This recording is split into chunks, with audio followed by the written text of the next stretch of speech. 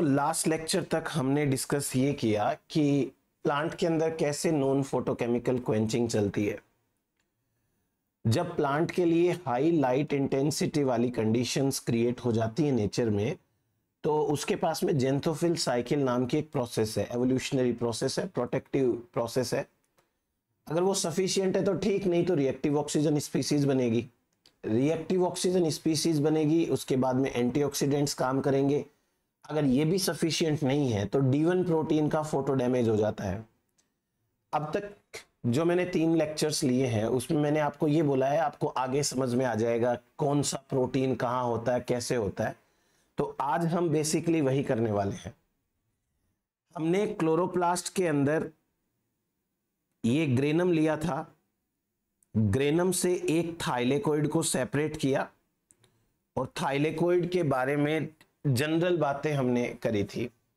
आज ना हम एक काम करते हैं कि फोटोसिंथेसिस में जो कंपोनेंट्स काम आने वाले हैं उनका अरेंजमेंट समझते हैं। तो आप हेडिंग डालिए, arrangement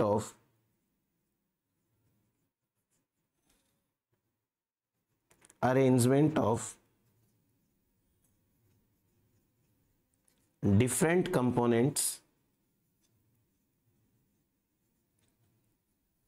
on thylakoid membrane, on thylakoid membrane। मैं आपको एक बार फिर याद दिला दूं कि थाइलेकोइड जो है वो इनर मेम्ब्रेन से बना है। इस तरीके से इनर मेम्ब्रेन अंदर की तरफ इनफोल्ड हुई और यहाँ VIP-P1 प्रोटीन ने कट लगाया था, तो एक थाइलेकोइड ऐसे बना था। तो थाइलेकोइड एक सिंगल मेम्ब्रेन स्ट्रक्चर है, ठीक है ना। ये डबल मेम्ब्रेन नहीं है, बाई लेयर है, बट ये सिंगल मेम्ब्रेन स्ट्रक्चर है। तो अभी करना क्या है समझिए। ये लेट सपोज कि एक थाइलेकोइड है, ये इस तरीके से हमने माना थाइलेकोइड एक, ठीक। अब इस थाइलेकोइड में इस तरीके से स्पेशल लिपिड्स हैं वो प्रेजेंट है, बाई लेयर बना करके पूरे इसमें ऐसे प्रेजेंट रहेंगे, ठीक है। मान लीजिए कि हमारे पास जो ग्रेनम था उस ग्रेनम का हमने सेकंड नंबर का थाइलेकोइड लिया है, ये वाला थाइलेकोइड लिया है, सेकंड नंबर का थाइलेकोइड इसलिए लिया ताकि हमें ये समझ में आए कि ये वाली मेम्ब्रेन एप्रेस्ड मेम्ब्रेन है, ठीक है। ये मेम्ब्रेन है वो एप्रेस्ड मेम्ब्रेन है, एप्रेस्ड मेम्ब्रेन। थाइलेकोइड की ल्यूमन है, इस ल्यूमन के अंदर मोस्ट ऑफ द कंपोनेंट है वो वाटर होगा, सॉल्ट होगा। ये तो वाटर से भरी हुई है, वाटर सॉल्ट है ना, आयंस वगैरह होंगे। दूसरा, यहां बाहर की साइड में स्ट्रोमा रहेगा, ये भी इंपॉर्टेंट है स्ट्रोमा। अब ध्यान से चीजें सुनते जाइएगा, मैं आपको बता देता हूं। थाइलेकोइड की मेम्ब्रेन बाई लेयर मेम्ब्रेन है। इस मेम्ब्रेन में एप्रेस्ड जो पोर्शन आपको दिख रहा है, उस एप्रेस्ड पोर्शन में लोअर साइड में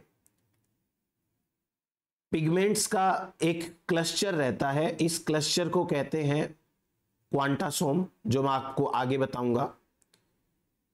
इस क्वांटासोम के अंदर रिएक्शन सेंटर 2 है, इसलिए इसको हम P680 या रिएक्शन सेंटर 2 या PS2, फोटोसिस्टम 2, ऐसे कई नाम से बोल सकते हैं। ये क्वांटासोम है और ये जो क्वांटासोम होता है वो रिएक्शन सेंटर की तरह बिहेव करेगा। क्लस्टर ऑफ पिगमेंट मॉलिक्यूल्स है, अभी थोड़ी देर में समझ में आएगा।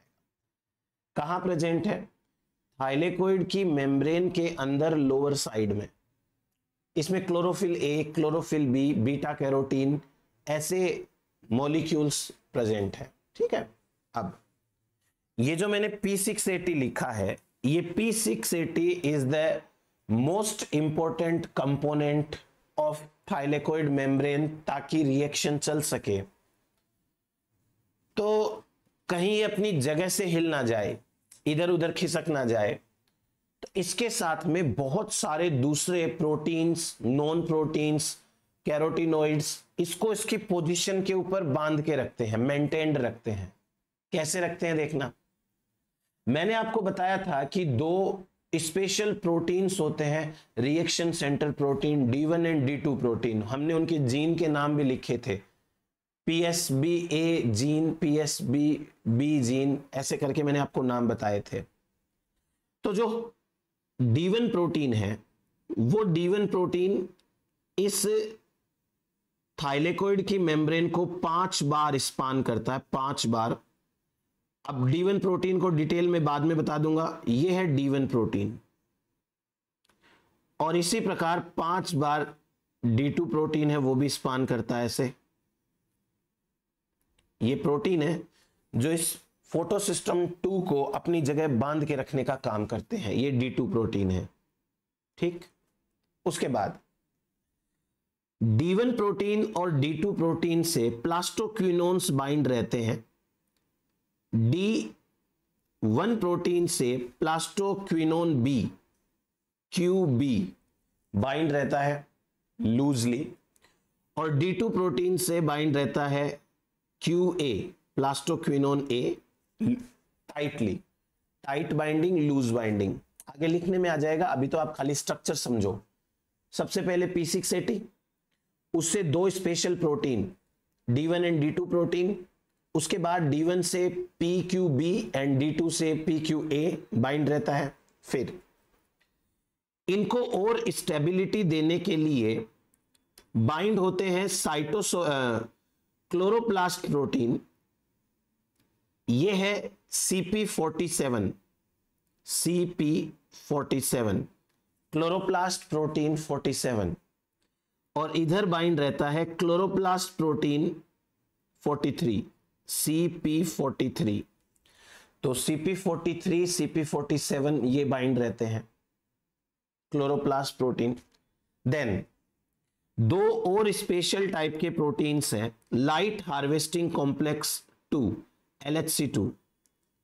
LHC2 एक ट्राइमर होता है, ट्राइमर का मतलब ये 3 यूनिट्स का बना होता है, ये है LHC2। अभी सबकी बात करेंगे सेपरेट, आप खाली अरेंजमेंट समझो।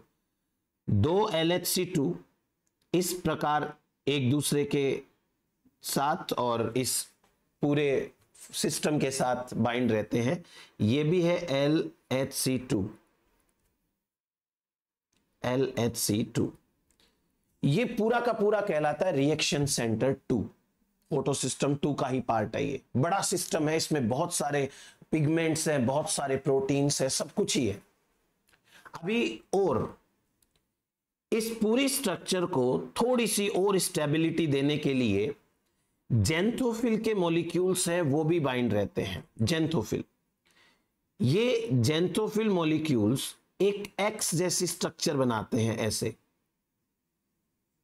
ये एक्स जैसी स्ट्रक्चर दिख नहीं रही है, ये कुछ और कलर से बना लेते हैं, ब्लैक से बना देता हूं मैं।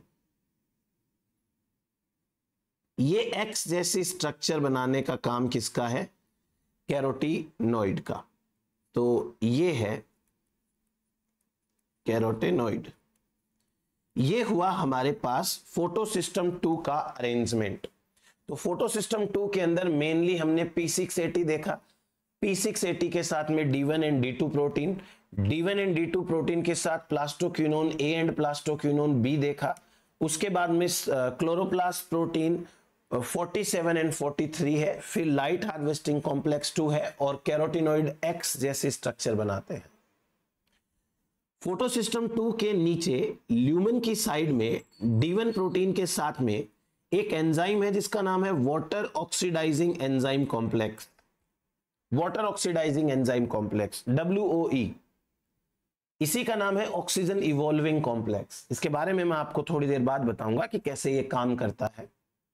ये हो गया एक स्पेशल अरेंजमेंट। जो थाइलेकोइड की मेम्ब्रेन का इधर वाला पोर्शन है, ये है non appressed portion, non appressed, non appressed portion. इस नॉन एप्रेस्ड पोर्शन के ऊपर प्रेजेंट होता है cytochrome B6F complex, cytochrome B6F complex एक बड़ा सा मल्टी सब यूनिट एंजाइम कॉम्प्लेक्स है जिसके पास में दो साइट्स होती हैं, QN QP साइट है, वो प्लास्टोक्विनोन बाइंडिंग है, वो मैं आपको डिटेल में बाद में बताऊंगा। ये है cytochrome B6F complex. Immobile nature का है, मल्टी सब यूनिट है, मेम्ब्रेन से हिलता डुलता नहीं है कहीं पर भी। और ल्यूमन के अंदर एक प्रोटीन प्रेजेंट है जिसका नाम है plastocyanin, PC plastocyanin. Plastocyanin lumen में है तो वाटर सोल्यूबल प्रोटीन है, पोलर नेचर का प्रोटीन है। प्लास्टोसाइनिन को बनाने वाले जीन इस क्लोरोप्लास्ट के डीएनए में नहीं है, इसको बनाया जाता है न्यूक्लियस के डीएनए से। तो क्लोरोप्लास्ट PC के लिए भी डिपेंडेंट रहता है न्यूक्लियस के ऊपर। साइटोक्रोम B6F कॉम्प्लेक्स हो गया। देन उसके बाद में अरेंजमेंट समझते हैं अपन फोटोसिस्टम 1 का, वो भी नॉन एप्रेस्ड मेम्ब्रेन में ही होता है।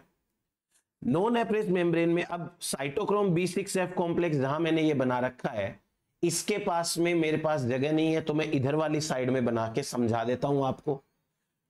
जैसे फोटोसिस्टम 2 था उसी प्रकार यहां पर फोटोसिस्टम 1 रहेगा, P700। ये P700 है। जिस प्रकार उसके पास में D1 D2 प्रोटीन थे, इसके पास में प्रोटीन है PSA-A एंड PSA-B। ये प्रोटीन है PSA-A, थोड़ा सा बड़ा बना लेते हैं,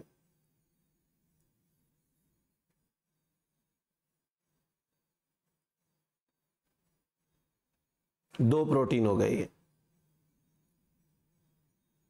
ठीक, नाम इधर लिख दूं मैं इनका। ये है PSA-A, ये है PSA-B, दो तो प्रोटीन ये हो गए। उसके बाद में इसके साथ बहुत सारे प्रोटीन होते हैं। एक है IGLH, यहां पे प्रेजेंट है I, यहां पे प्रेजेंट है G, यहां प्रोटीन प्रेजेंट है L और यहां प्रोटीन प्रेजेंट है H। आपको इतना सारा याद करने की डेफिनेटली जरूरत नहीं है, टेंशन नहीं लेनी है। फिर उसके बाद में यहां पर एक प्रोटीन प्रेजेंट है, इसका नाम है F। यहां एक प्रोटीन प्रेजेंट है, उसका नाम है E। यहां पर एक प्रोटीन प्रेजेंट है जिसका नाम है J। ठीक है, उसके बाद एक प्रोटीन यहां प्रेजेंट है जिसका नाम है C, एक प्रोटीन यहां प्रेजेंट है जिसका नाम है D। फिर जैसे लाइट हार्वेस्टिंग कॉम्प्लेक्स 2 था, वैसे ही लाइट हार्वेस्टिंग कॉम्प्लेक्स 1 होगा। लाइट हार्वेस्टिंग कॉम्प्लेक्स 1 डायामर होता है, यानी कि ये 2 यूनिट का बना होता है। प्रेजेंट तो ये भी दोनों तरफ होता है पर ये 2 यूनिट का है। ये है लाइट हार्वेस्टिंग कॉम्प्लेक्स 1 और ये है लाइट हार्वेस्टिंग कॉम्प्लेक्स 1, डायामर होते हैं ये। उसके बाद एक और हमारे पास में स्ट्रक्चर है, वही एक्स जैसी स्ट्रक्चर कैरोटिनोइड की, जैसी वहां प्रेजेंट थी वैसे ही यहां पर प्रेजेंट है। ये कैरोटिनोइड है। कैरोटिनोइड प्लांट को हाई लाइट की इंटेंसिटी से बचाने का काम करते हैं। कैरोटिनोइड्स प्लांट को जो है वो फोटो डैमेज, फोटो ऑक्सीडेशन से बचाने का काम करते हैं। इतनी स्ट्रक्चर हुई अपने पास में। फिर उसके बाद थाइलेकोइड की मेम्ब्रेन के अंदर फंसा हुआ एक प्रोटीन होता है। इस प्रोटीन का नाम है FNR, फेरेडोक्सिन NADP reductase, FNR, फेरेडोक्सिन NADP reductase, FNR। उसके बाद में मेम्ब्रेन के बाहर स्ट्रोमा के अंदर एक प्रोटीन होता है फेरेडोक्सिन, छोटा सा प्रोटीन है फेरेडोक्सिन। पहले फेरेडोक्सिन फिर FNR। और प्लास्टोसाइनिन जो मैंने यहां ल्यूमन में बनाया है, ये प्लास्टोसाइनिन उसके जैसा सा ही नेचर का कुछ है, ये बाद में बात करेंगे। फेरेडोक्सिन, ये फेरेडोक्सिन हो गया यहां पे। फिर नॉन एप्रेस्ड मेम्ब्रेन में ATP सिंथेज नाम का एक और बड़ा सा एंजाइम कॉम्प्लेक्स है जो ATP बनाने का काम करेगा। इसका नाम है ATP सिंथेज, ATP सिंथेज। तो भाई यहां पे जितनी चीजें मैंने लिखी है वो कंपोनेंट्स इंपॉर्टेंट है फोटोसिंथेसिस की लाइट रिएक्शन के लिए। जैसे हम माइटोकॉन्ड्रिया के अंदर इलेक्ट्रॉन ट्रांसपोर्ट चेन पढ़ते हैं, उसी प्रकार हम क्लोरोप्लास्ट के थाइलेकोइड की मेम्ब्रेन के अंदर ये इलेक्ट्रॉन ट्रांसपोर्ट चेन ही पढ़ रहे हैं।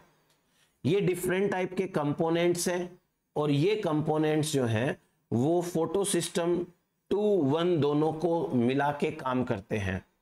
यहां पे मैं आपको दो चीजें खास बताता हूं जिन पे ध्यान देने लायक है।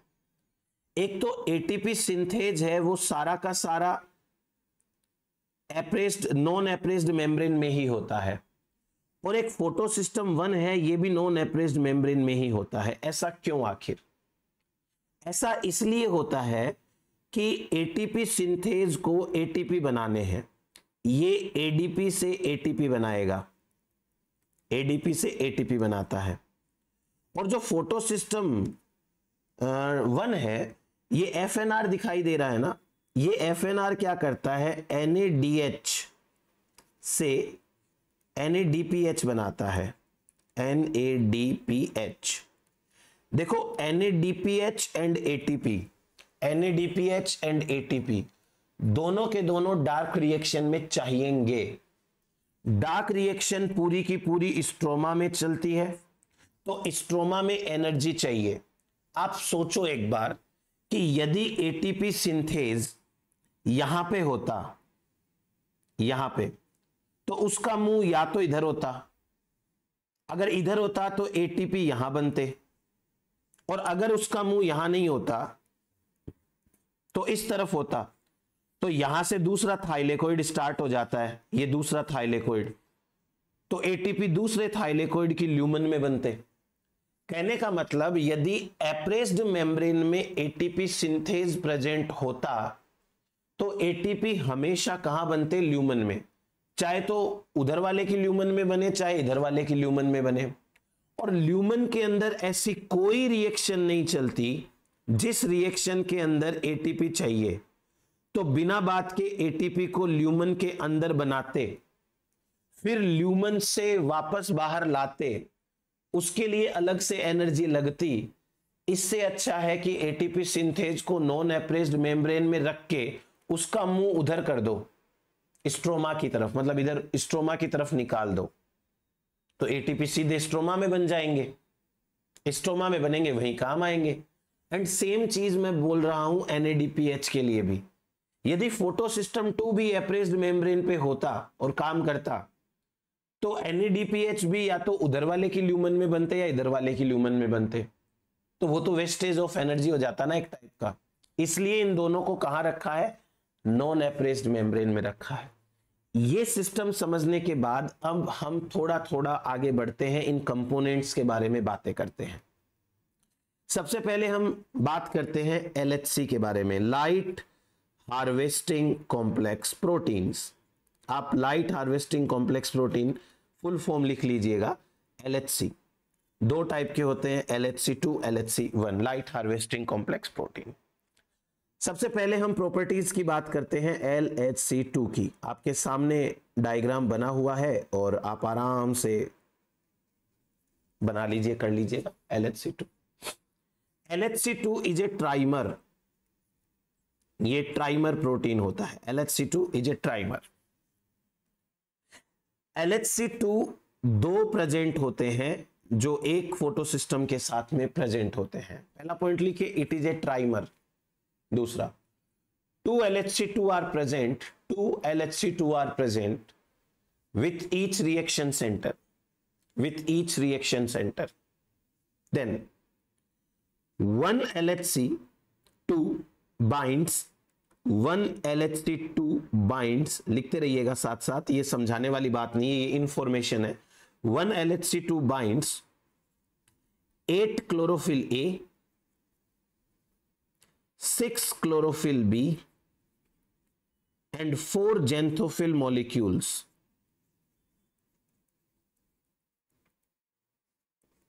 4 xanthophyll molecules। एक LHC2 का मोलिक्यूल, मतलब एक LHC2 complex 8 chlorophyll A, 6 chlorophyll B और 4 जेंथोफिल के साथ में बाइंड होता है। जैसा हमने इसकी स्ट्रक्चर बनाई इस तरीके से, इसका मतलब आप ये समझिए कि ये मेम्ब्रेन के अंदर इंटीग्रल है, मेम्ब्रेन में फंसा हुआ है। इंटीग्रल प्रोटीन ऐसे बनाते हैं ना अपन, ऐसे ऐसे ऐसे करके, वैसे है ये। लिखिए, it is integral two membrane, it is integral to membrane. Next is 6 type of genes, 6 types of genes are associated, 6 types of genes are associated with LHC2, जिनका नाम है LHC B1, B2, B3, B4, B5, B6, LHC1, LHCb1, LHCb2, LHCb3, LHCb4, LHCb5 and LHCb6, ये 6 type के proteins है वो इसके साथ में, जीन है, सॉरी जीन है वो इसके साथ एसोसिएटेड है। अब एक मोस्ट इंपॉर्टेंट बात बताने जा रहा हूं आपको। थाइलेकोइड की मेम्ब्रेन में टोटल जितने प्रोटीन्स हैं, उन टोटल प्रोटीन का 50% प्रोटीन LHCb है, सॉरी LHC2 है। थाइलेकोइड की मेम्ब्रेन के टोटल प्रोटीन्स का 50% प्रोटीन LHCb होता है, और इसी कारण LHC2 जो है वो हमारे प्लेनेट के सारे लिविंग ऑर्गेनिज्म को मिला लो तो भी most abundant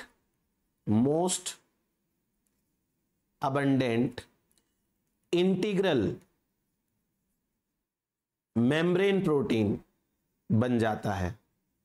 most abundant integral membrane protein कौन है? लाइट हार्वेस्टिंग कॉम्प्लेक्स 2 है ऑन प्लेनेट, हमारे प्लेनेट के ऊपर। चलो ये लिखो, आप ये लाइन लिखो, LHC2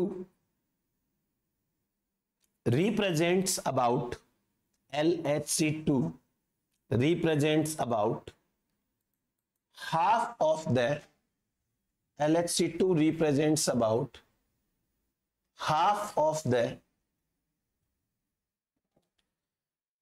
total protein in thylakoid membrane, half of the total protein in thylakoid membrane। दूसरा point, LHC2 is the most abundant membrane protein on earth। ये लाइन लिखी हुई है, वैसी की वैसी लिख लो।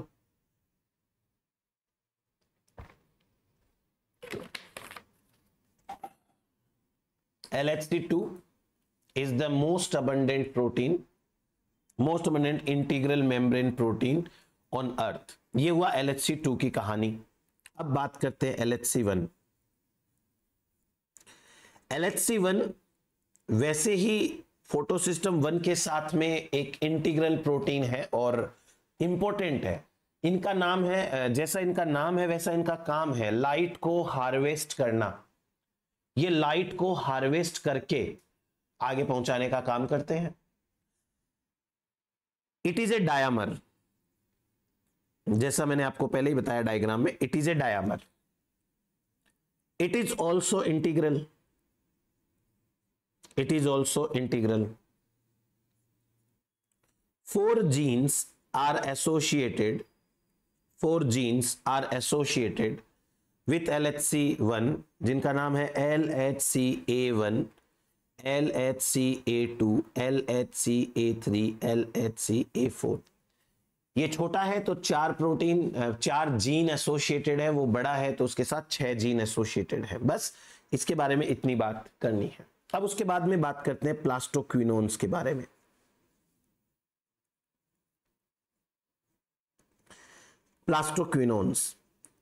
प्लास्टोक्विनोन्स स्पेशल टाइप के मॉलिक्यूल्स होते हैं, ये प्रोटीन्स नहीं है। और ये प्लास्टोक्विनोन्स जो है वो इलेक्ट्रॉन कैरियर है, मोबाइल इलेक्ट्रॉन कैरियर होते हैं। बेसिकली हमारे सिस्टम में जो हम क्लोरोप्लास्ट पढ़ रहे हैं अभी, उस सिस्टम में 2 प्लास्टोक्विनोन्स है। लिखो, there are 2 plastoquinones, there are 2 plastoquinones. Next लिखिए, प्लास्टोक्विनोन ए, जिसको आप QA भी लिखते हो, plastoquinone A tightly binds with D2 protein, और D2 प्रोटीन कहां है वो आपने ऊपर बना लिया। Plastoquinone A tightly binds with D2 protein, and plastoquinone B, जिसको सिंपल QB लिखा, loosely binds to D1 protein, loosely binds to D1 protein. ये देखो, टाइट और लूज बाइंडिंग का भी एक अपना महत्व है, अपना इंपॉर्टेंस है। हमने कल की क्लास में ये पढ़ा था, जब लाइट इंटेंसिटी हाई होती है तो D1 प्रोटीन ऑफ फोटोसिस्टम 2 का फोटो ऑक्सीडेशन हो जाता है, फोटो ऑक्सीडेशन, और फोटो ऑक्सीडेशन होने के बाद इसको बाहर निकाल दिया जाता है, नया D1 प्रोटीन बनाया जाता है, उसको उसी जगह पे लगा दिया जाता है। ऐसे करके कुछ प्रोसेस थी ना अपने पास में। D1 प्रोटीन अगर टाइटली बाइंड होता, ये D1 प्रोटीन के साथ में PQB टाइटली बाइंड होता, तो एक तो D1 प्रोटीन अपनी जगह से नहीं निकल पाता, दूसरा अगर ये डैमेज होता तो इसके साथ जो दूसरा इंपॉर्टेंट कंपोनेंट है वो भी क्या पता डैमेज हो जाता, तो वहां फिर दिक्कत आ जाती है ना। इसलिए नेचर ने D1 प्रोटीन और QB को लूजली अटैच रखा कि जरूरत पड़ने पर इसको हटा दिया जाए, यहां पर वापस इसको लगा दिया जाए, है ना। तो बढ़िया, एकदम मस्त नेचर का प्लानिंग है। एक चीज पे और मैं गौर करने के लिए बोलूंगा आपको, जो आगे बता दूंगा मैं, पर अभी के लिए आप समझिए कि जैसे क्लोरोप्लास्ट है ये, ठीक है, अभी आपको D1 प्रोटीन की जगह दिखाई दे रही है ना, यहां D1 प्रोटीन काम करेगा, D1 प्रोटीन। अब मुझे ये बताओ आप एक बात कि जैसे ये थाइलेकोइड की मेम्ब्रेन, ये थाइलेकोइड ऐसे अरेंज हो रखे हैं और एप्रेस्ड मेम्ब्रेन है ये वाली, यहां पे D1 प्रोटीन है, यहां पे D1 प्रोटीन है, ये जो मैं अभी लिख रहा हूं यहां D1 प्रोटीन होता है, ठीक है। क्लोरोप्लास्ट का DNA तो बाहर स्ट्रोमा में है, यहां पे स्ट्रोमा में, और D1 प्रोटीन कहां है, इंटीग्रल मेम्ब्रेन पर। तो आप ये सोचो कि जब क्लोरोप्लास्ट के DNA से D1 प्रोटीन का mRNA बना और ये D1 प्रोटीन बना, D1 प्रोटीन, तो भाई D1 प्रोटीन है, उसको पहुंचना कहां है, उसको पहुंचना है इस जगह पे जहां मैं हाईलाइट कर रहा हूं। D1 प्रोटीन को पहुंचना है यहां पे, और D1 प्रोटीन बना कहां है, स्ट्रोमा में। नॉन एप्रेस्ड मेम्ब्रेन सीधे सीधे स्ट्रोमा के कांटेक्ट में नहीं है, तो D1 protein non appressed membrane में कैसे पहुंचा, समझ में आया। तो क्या किया जाता है, सबसे पहले D1 प्रोटीन को नॉन एप्रेस्ड मेम्ब्रेन में लगाया जाता है, नॉन एप्रेस्ड मेम्ब्रेन में, और इसे पहुंचना कहां है, एप्रेस्ड मेम्ब्रेन में। D1 प्रोटीन को नॉन एप्रेस्ड मेम्ब्रेन में यहां डाल दिया जाता है, यहां पर यहां पर यहां पर डाल दिया जाता है, और यहां से ये लेटरल मूवमेंट करता करता कहां आ जाता है, अपने एप्रेस्ड रीजन में आ जाता है। तो D1 प्रोटीन को नया सिंथेसाइज करके नॉन एप्रेस्ड रीजन में डाल दिया जाता है, और फिर वो लेटरल मूवमेंट करता करता आ जाता है अपने पोजीशन पे, एप्रेस्ड मेम्ब्रेन पे। क्लियर हुआ ये चीज आपको। अब आगे बढ़ते हैं। साइटोक्रोम B6F कॉम्प्लेक्स, छोटी सी बात करेंगे इसके बारे में क्योंकि इसको डिटेल में आगे पढ़ेंगे। साइटोक्रोम B6F कॉम्प्लेक्स, हमने लास्ट सेशन में ये देखा था कि ये 50-50% है वो प्रेजेंट होता है, ये 100% प्रेजेंट होता है नॉन एप्रेस्ड मेम्ब्रेन। इसका कोई काम नहीं है, इसका कोई काम नहीं है एप्रेस्ड मेम्ब्रेन के अंदर।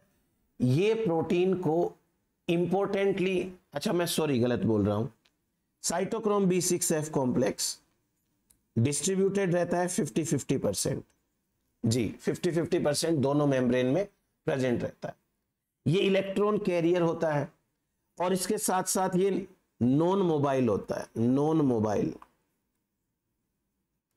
नॉन मोबाइल है, बड़ा सा साइज का ये कंपोनेंट है। लिखिए इसके लिए, इट इज ए मल्टी सब unit complex it is a multi सब unit complex which is non mobile in nature. ये नॉन मोबाइल नेचर का होता है, मल्टी सब यूनिट कॉम्प्लेक्स होता है, और इंटीग्रल मेम्ब्रेन है, प्रोटीन है ये, इंटीग्रल मेम्ब्रेन कंपोनेंट होता है ये, ऐसे लिख लो, इंटीग्रल मेम्ब्रेन कंपोनेंट, बहुत सारे प्रोटीन का मिलके बना होता है। इसके बारे में बाकी बातें बाद में करेंगे। अब स्पेशली बात करते हैं photo system 1 and ATP synthase के बारे में। Photo system 1 and ATP synthase 100% non appressed membrane में था, वो गलत बोल दिया था मैंने, उसको इग्नोर करना। ये हुआ हमारा photo system 1 and ATP synthase कि ये नॉन एप्रेस्ड मेम्ब्रेन में होते हैं, क्योंकि एक को एटीपी बनाना है, दूसरे को एनएडीपीएच बनाने हैं, और दोनों का ही काम कहां पे है, दोनों का काम है थाइलेकोइड के बाहर स्ट्रोमा के अंदर। सो ये दोनों वही होने चाहिए। लिखिए, both are present in unstalked region and stromal lamellae.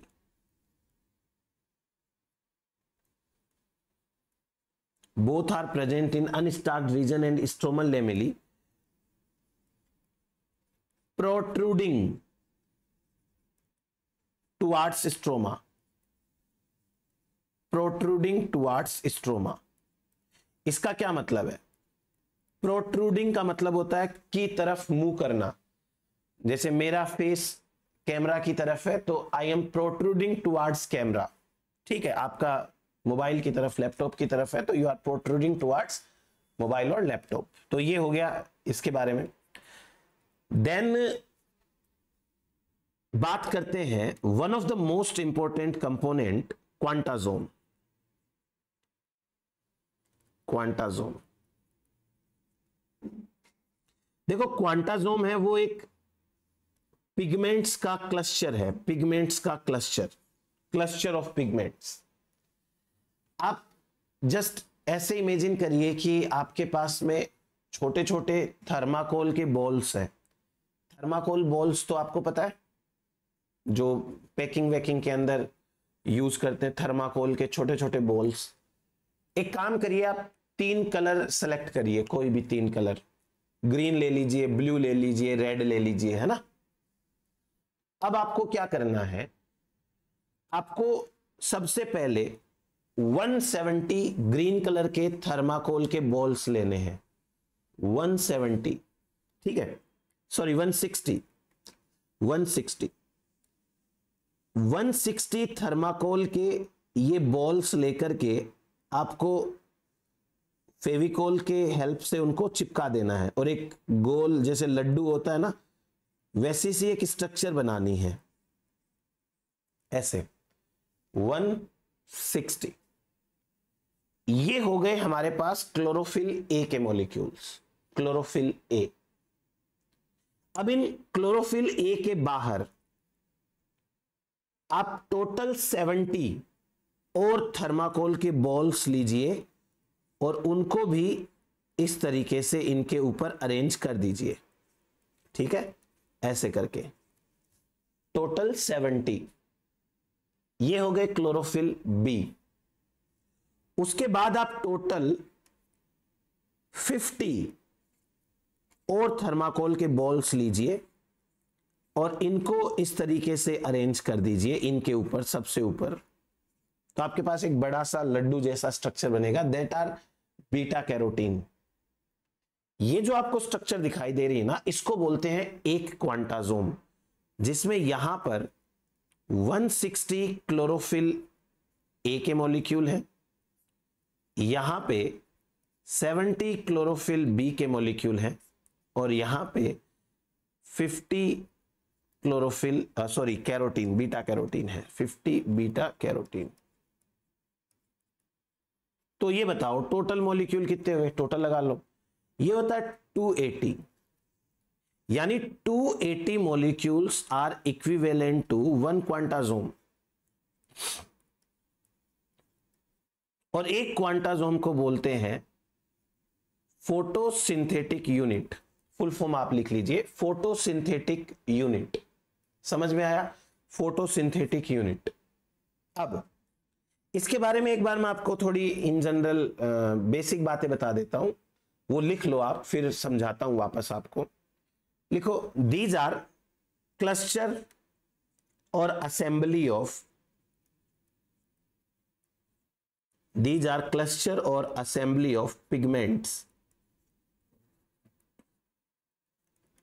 ये पिगमेंट्स या क्लस्टर की असेंबली है। They are also known as photosynthetic units और antenna complex. They are also known as photosynthetic units और एंटीना कॉम्प्लेक्स।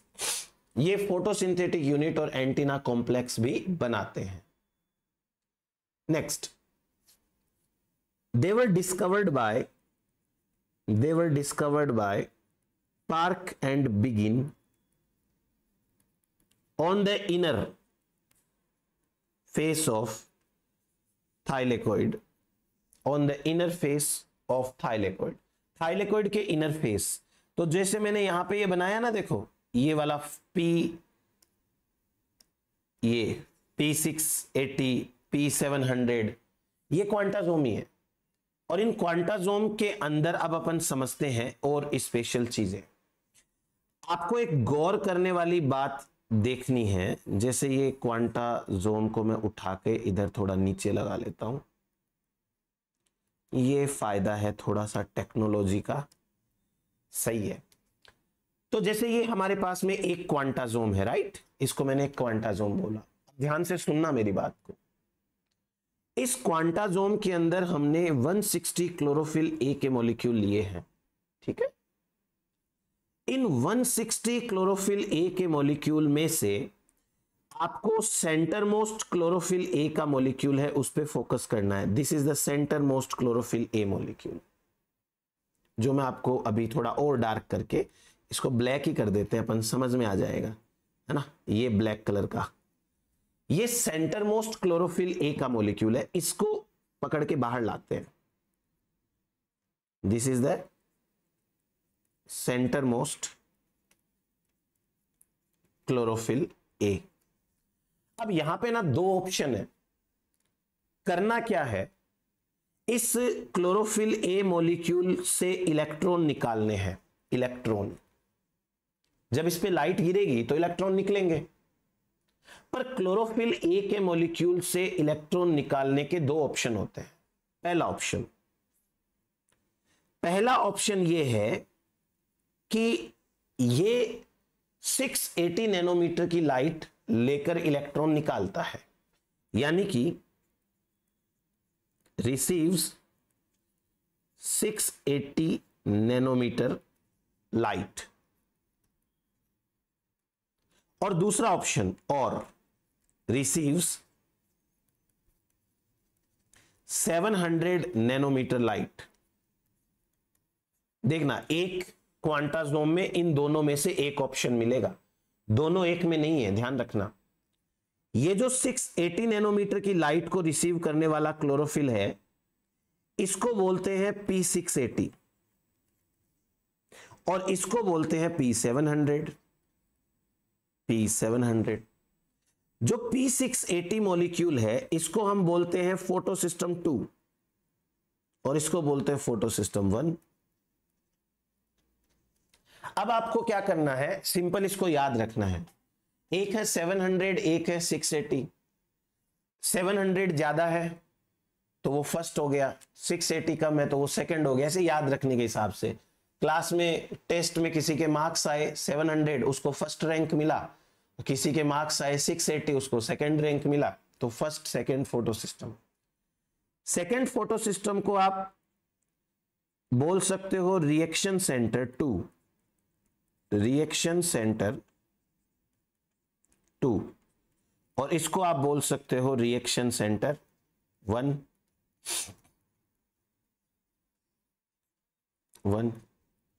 या आप इसको चाहो तो ये भी बोल सकते हो फोटोकेमिकल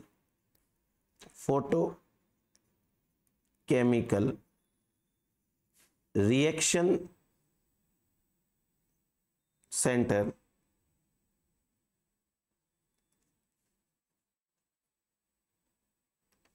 2 और इसको भी बोल सकते हो फोटोकेमिकल रिएक्शन सेंटर 1, या आपकी मर्जी है, आप चाहो तो इनको बोल सकते हो primary photochemical reaction centre 2, primary photochemical reaction centre 2, और इसको बोल सकते हो primary photochemical reaction centre 1, PPRC2 PPRC1। अब कुछ गौर करने वाली बातें बता देता हूं मैं आपको। ये दोनों के दोनों रिएक्शन सेंटर एक ही क्वांटाजोम में नहीं होते, या तो ये क्वांटाजोम होगा 2 वाला या होगा 1 वाला। ये क्वांटाजोम अपने जैसे एक और क्वांटाजोम के साथ रहता है, यानी 2 क्वांटाजोम डायमर की फॉर्म में पास पास रहते हैं।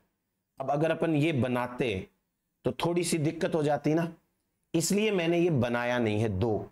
यानी अगर मैं कोशिश करके समझाने की करूं आपको, तो जैसे ये है, टेक्नोलॉजी का इस्तेमाल करते हैं, Ctrl+C एंड Ctrl+V, हुआ कुछ?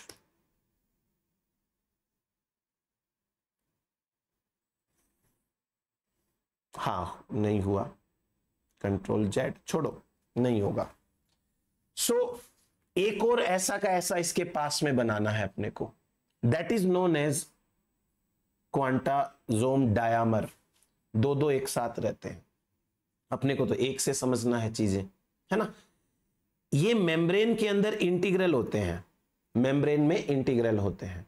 और बाकी क्वांटाजोम के बारे में बस इतना ही है, आपको ये समझ में आ जाना चाहिए कि हमको लाइट कहां तक पहुंचानी है। बाहर से लाइट आएगी तो ये रिएक्शन सेंटर तक पहुंचानी है, यहां पर लाइट पहुंचेगी तब जाकर के रिएक्शन जो है वो स्टार्ट होगी। ये आगे बात कर लेंगे। फिर आप चाहो तो chlorophyll A and chlorophyll B का फॉर्मूला लिख सकते हो। हालांकि CSIR जैसी एग्जाम में तो नहीं आएगा, but RPSC, UPSC, UPHESC, MPSC ऐसी एग्जाम में कल को मान लो पूछ ले, महाराष्ट्र सेट में पूछ ले, राजस्थान सेट में पूछ ले, तो इसके लिए फॉर्मूला लिख लीजिए। देखो CHON magnesium and CHON magnesium, ये है दोनों के अंदर। नंबरिंग में डिफरेंस आता है, 55 कार्बन है, 55 कार्बन है, 4 नाइट्रोजन है, 4 नाइट्रोजन है, और एक मैग्नीशियम है। फर्क आता है H एंड O के नंबर में। एक है 72.5 और दूसरा है 70.6। ठीक है, तो आप ये देख लीजिए कि डिफरेंस कहां आ रहा है, बस उतना सा याद करिए, बाकी दोनों सेम है। तो ये क्लोरोफिल के फॉर्मूला हो गए। फिर उसके बाद बात करते हैं कैरोटीनॉइड्स की। कैरोटीनॉइड्स बेसिकली क्या है? ये पिगमेंट्स होते हैं। अगर बाई नेचर बात करें कि ये प्रोटीन है कि क्या होते हैं, बाई नेचर ये टेट्राटर्पीन होते हैं, tetraterpene. By nature they are tetraterpene, लिख लीजिए, they are tetraterpene in nature, they are tetraterpene in nature. They also act as pigments. They also act as pigments. अब आपसे पूछे पिगमेंट क्या है, तो क्या कहेंगे आप? पिगमेंट कोई भी ऐसा मॉलिक्यूल जो लाइट को एब्जॉर्ब करके उसे विजिबल स्पेक्ट्रम में रिफ्लेक्ट करे ताकि हमको कलर दिखाई दे, उसे पिगमेंट कहते हैं। लिखिए, pigment is any molecule, pigment is any molecule that can absorb light and impart color, that can absorb light and impart color. light absorb करता है, color impart करता है, that molecule is known as pigment molecule. Next, they are of two types. Two types. दो type होते हैं, एक को कहते हैं जेंथोफिल, एक को कहते हैं कैरोटीन। जैंथोफिल, एक होता है कैरोटीन। अब इन दोनों में बेसिक सा एक डिफरेंस है। जैंथोफिल्स के अंदर ऑक्सीजन प्रेजेंट होती है, so they are oxygen containing carotenoid. Oxygen containing carotenoids है। और जो कैरोटीन्स होते हैं they are oxygen less, oxygen free carotenoids. ठीक है, बस ये डिफरेंस है इनके अंदर, एक में ऑक्सीजन है एक में ऑक्सीजन नहीं है। तो जिसकी स्ट्रक्चर, जिसकी स्पेलिंग थोड़ी लंबी है, जैंथोफिल, तो बड़ी स्पेलिंग है तो इसके पास एक और एक्स्ट्रा मॉलिक्यूल है, और ये छोटी स्पेलिंग है तो नहीं है। मतलब ऐसे याद करना तो करो, नहीं तो आपको जैसे याद हो वैसे कर लेना। ठीक, जैंथोफिल्स के अंदर आते हैं ल्यूटिन, एग्जाम्पल लिखो ल्यूटिन एंड जियाजेंथीन। वोलेजेंथीन भी है, एंथ्राजेंथीन भी है, जियाजेंथीन भी है, सारी है। और इसमें आते हैं अल्फा कैरोटीन, एक आता है बीटा कैरोटीन, एक आता है लाइकोपीन। तो ये हमारे पास में क्या आ गए, कैरोटीन। तो 3 टाइप के कैरोटीन, मतलब एग्जाम्पल ये 3 याद रख लो, बाकी तो ठीक है चलेगा अपना। तो ये हुआ हमारे पास में रिगार्डिंग कैरोटीनॉइड। अभी और बातें करते हैं थोड़ी सी कैरोटीनॉइड के बारे में। कैरोटीनॉइड इंटीग्रल होते हैं मेम्ब्रेन में, है ना, फ्री नहीं रहते, इंटीग्रल रहते हैं। आप लिखो they are integral constituents of thylakoid membrane. They are integral constituents of thylakoid membrane. Thylakoid membrane के इंटीग्रल कॉन्स्टिट्यूएंट्स होते हैं। फिर इनको असेसरी पिगमेंट्स बोलते हैं, असेसरी पिगमेंट्स, क्योंकि मेन पिगमेंट कौन है, क्लोरोफिल है, तो they are accessory pigments. They protect the plant from damage caused by light. They protect the plant from damage caused by light.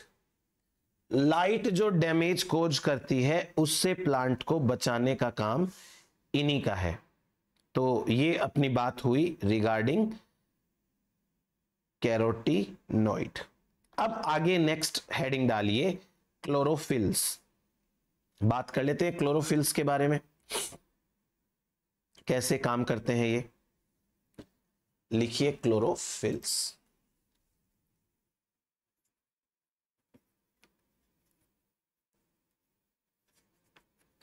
Basic बातें करते हैं क्लोरोफिल के बारे में कि ये मेन कंपोनेंट है। लिखिए they are main pigment, they are main pigment.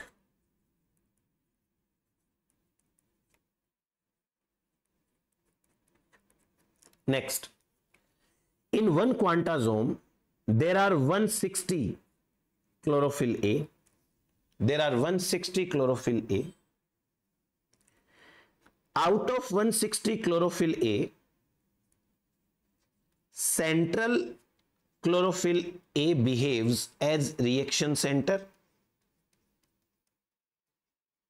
Central chlorophyll A behaves as reaction center. वो reaction center की तरह काम करता है। Next, sunlight must reach up to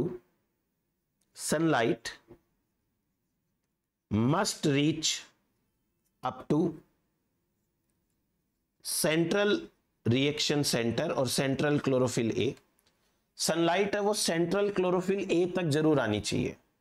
ठीक, देन देखो जब भी कोई एटम या कोई मॉलिक्यूल एनर्जी एब्जॉर्ब करता है तो वो अपनी ग्राउंड स्टेट से एक्साइटेड स्टेट में चला जाता है।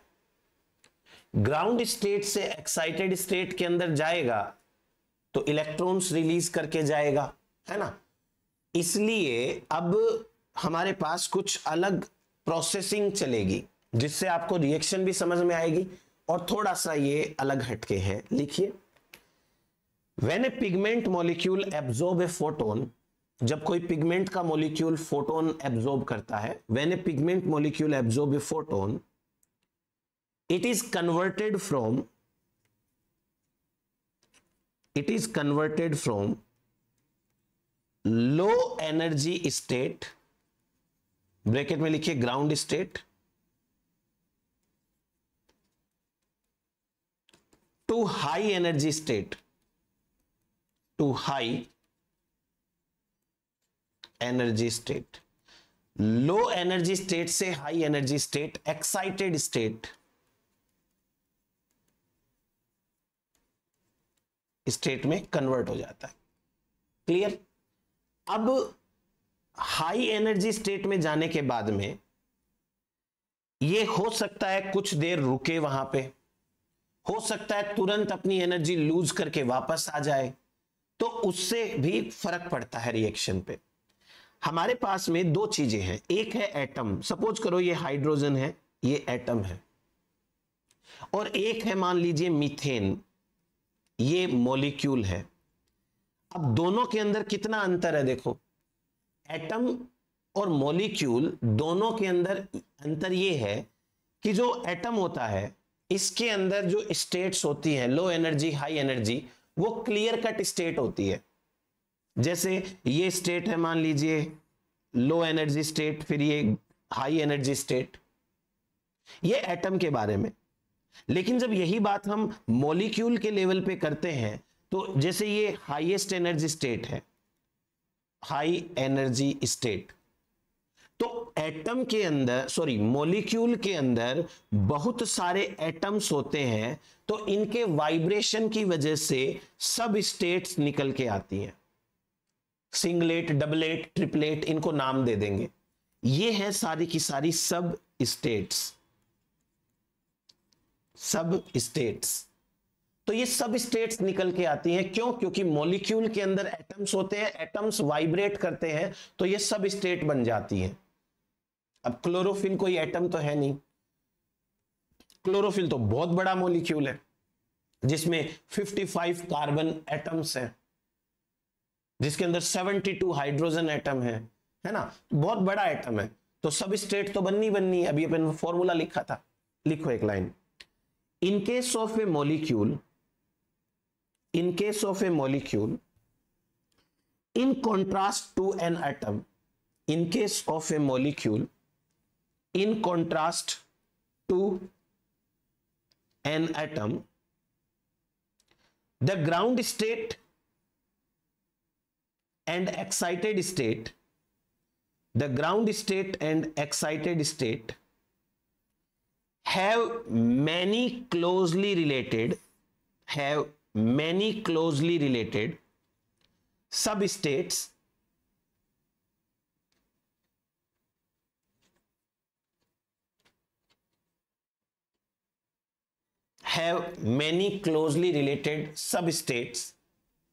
which are the result of molecular vibration and rotations, which are the result of molecular vibrations and rotations. तो जैसे ये बन गई कुछ सब स्टेट्स, ऐसे करके, है ना। ये है मोस्ट एनर्जेटिक स्टेट। यहां तक पहुंचाने के लिए बहुत ज्यादा एनर्जी चाहिए। बाकी ये सिंगलेट, डबलेट, ये ट्रिपलेट स्टेट है। अगर क्लोरोफिल मॉलिक्यूल अपनी ट्रिपलेट स्टेट में पहुंच गया तो उसे कहेंगे ट्रिपलेट क्लोरोफिल, और ऐसा क्लोरोफिल जो अपनी ट्रिपलेट स्टेट में चला जाता है वापस नहीं आता, काम करना बंद कर देगा। तो जब हाई लाइट इंटेंसिटी होती है तो हाई लाइट इंटेंसिटी के अंदर जो फोटोटॉक्सिक प्रोडक्ट्स बनते हैं उसमें हमने एक नाम लिखा था ट्रिपलेट क्लोरोफिल। तो ट्रिपलेट क्लोरोफिल को यदि ज्यादा एनर्जी मिल जाए तो ज्यादा एनर्जी के कारण वो इतना ज्यादा एक्साइटेड हो जाता है कि अपनी बहुत ज्यादा हाईएस्ट एनर्जी स्टेट में चला जाएगा, एंड एट दैट टाइम ये काम करना बाकी बंद कर देगा। तो बस हो गया अपना इतना। अब बात करते हैं अपन और कुछ सिंपल बातों की। ये जैसे मैंने आपको डायग्राम्स बन के बताया, ये डायग्राम बना लीजिएगा। अभी एक हेडिंग टाइप लिखिए, इन molecules two types of excited states can exist. Two types of excited states can exist. दो टाइप की एक्साइटेड स्टेट्स होती हैं, ग्राउंड स्टेट के बाद में बात कर रहे हैं अपन। ये मान लीजिए सिंगलेट स्टेट और ये मान लीजिए ट्रिपलेट स्टेट, दो टाइप की होती है। ठीक है, अभी समझाता हूं आपको मैं। सिंगलेट और ये ट्रिपलेट, दो टाइप की ग्राउंड स्टेट्स हैं। नाउ इन दोनों ग्राउंड स्टेट की खास बात है, जब सॉरी ग्राउंड नहीं, क्या बोल रहा हूं, दोनों टाइप की एक्साइटेड स्टेट की खास बात है, जब ग्राउंड स्टेट से सिंगलेट स्टेट के अंदर इलेक्ट्रॉन्स जाते हैं तो ये इलेक्ट्रॉन्स ऐसे घूम के जाते हैं। एक इलेक्ट्रॉन इस तरीके से जाता है और एक इलेक्ट्रॉन ऐसे जाता है। तो इलेक्ट्रॉन्स की एंटी पैरेलल स्पिन होती है, इसको बोलते हैं anti parallel spin. Anti parallel spin, anti parallel spin को अपोजिट भी बोल सकते हो, अपोजिट स्पिन। ऐसे करके जाएंगे, और यदि ये ऐसे करके जाते हैं तो यहां पर बहुत ज्यादा एनर्जी की जरूरत नहीं है, वापस आ जाएंगे। ये लो, ये वापस आ जाएंगे। तो जो सिंगलेट स्टेट है वो स्टेट होती है शॉर्ट लिव्ड। शॉर्ट लिव्ड, दो चीजें याद रखनी है आपको, it is short lived and electrons with anti parallel spin. अब बात करते हैं अपन दूसरी ट्रिपलेट स्टेट की। जब ट्रिपलेट स्टेट के अंदर इलेक्ट्रॉन्स जाते हैं तो वो इलेक्ट्रॉन्स सेम स्पिन में रोटेट होके जाते हैं। ऐसे ये भी ऐसे गया, ये भी ऐसे गया। ये दोनों की दोनों स्पिन्स हैं, इनको कहते हैं पैरेलल या इसको कहते हैं अलाइंड। और ये दोनों स्पिन, मतलब ये ट्रिपलेट स्टेट है, यहां तक पहुंचने में ही बहुत ज्यादा एनर्जी लगी है, तो यहां से वापस आने के अंदर भी एनर्जी लगेगी, तो मॉलिक्यूल काफी टाइम अपनी ट्रिपलेट स्टेट में रहेगा। ये हो गया long lived.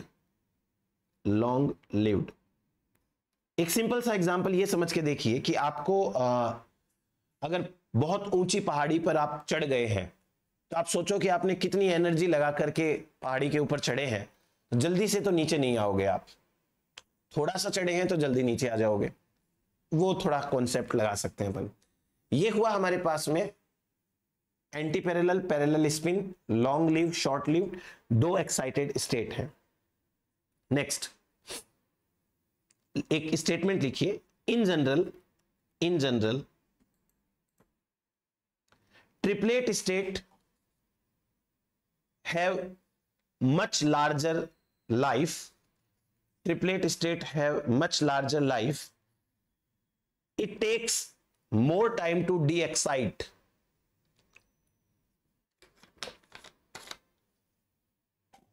It takes more time to de-excite. वापस de-excite होने में ये काफी टाइम लगाती है। तो ये हुआ अपने पास में ट्रिपलेट डबलेट स्टेट के बारे में। अब एक सवाल आया हुआ है CSIR के अंदर। CSIR में एक सवाल यह आया था कि कोई इलेक्ट्रॉन कब अपनी ग्राउंड स्टेट से एक्साइटेड स्टेट में चला जाएगा। कोई इलेक्ट्रॉन कब अपने ground state and excited state में चला जाएगा, उसको कितनी एनर्जी अमाउंट की जरूरत होती है। इसका आंसर बड़ा लॉजिकल था और बहुत सिंपल था। मैं आपको एक तरीके से समझाने की कोशिश करता हूं, फिर अपन लिखेंगे। सपोज करिए कि आप यहां खड़े हैं इस जगह पर और आपके सामने 5 स्टेयर्स हैं ऐसे, ये 1 2 3 4 और ये 5। ठीक है, ये 1, ये 2, ये 3, ये 4 और ये 5th। सपोज करिए कि आपके पास में टोटल एनर्जी है 100 कैलोरी, 100 कैलोरी एनर्जी है। जब आप ग्राउंड स्टेट पर हैं तो आपके पास में 100 कैलोरी एनर्जी है, एंड सपोज एक स्टेप चढ़ने में 1 कैलोरी एनर्जी लगती है। जब आप इस स्टेप पे होंगे तो आपके पास में 99 कैलोरी एनर्जी होगी। जब आप इस स्टेप पे होंगे आपके पास में 98 कैलोरी एनर्जी होगी। ऐसे ही करते करते जब आप यहां पर आएंगे तो आपके पास में एनर्जी है 95 कैलोरी, राइट। अब आपसे यदि कोई ये पूछे कि बताओ आपको 5 स्टेप चढ़ने में कितनी एनर्जी लगी, 5 स्टेप्स चढ़ने में कितनी एनर्जी लगेगी, तो आप क्या बताओगे? आप बताओगे कि आपके पास में जितनी एनर्जी ग्राउंड स्टेट में थी, जितनी एनर्जी आपके पास ग्राउंड स्टेट में थी और जितनी एनर्जी आपके पास एक्साइटेड स्टेट में है, इन दोनों एनर्जी का जो डिफरेंस आया उतनी एनर्जी लगी। आपके पास में 100 कैलोरी ग्राउंड स्टेट में थी और 95 कैलोरी आपकी एक्साइटेड स्टेट में है, तो दोनों स्टेट्स में एनर्जी डिफरेंस जो है वही एनर्जी अमाउंट लगता है। सो आप इस डायग्राम से यहां यूं समझें कि यदि आपको ट्रिपलेट स्टेट में जाना है तो ट्रिपलेट स्टेट में जाने के लिए आपको इतनी एनर्जी डिफरेंस की जो एनर्जी है वो लगानी पड़ेगी। सो ये हुआ अपने पास में एनर्जी डिफरेंस का कॉन्सेप्ट कि कितना एनर्जी लगता है एक मॉलिक्यूल को जाने में। लिखिए जैसे मैं लिखा रहा हूं, a chlorophyll molecule get converted to its excited state. A chlorophyll molecule get converted to its excited state when the energy of a photon is equal to energy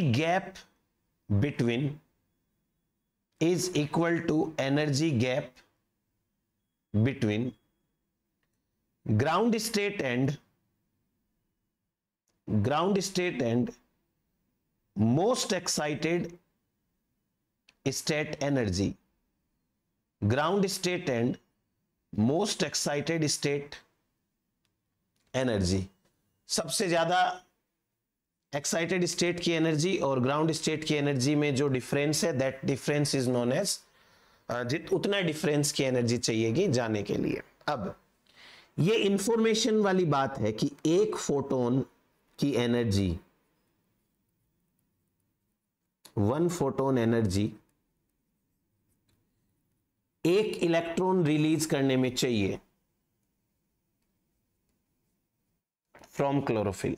तो ये बात भी आप मेंशन करके लिखिए।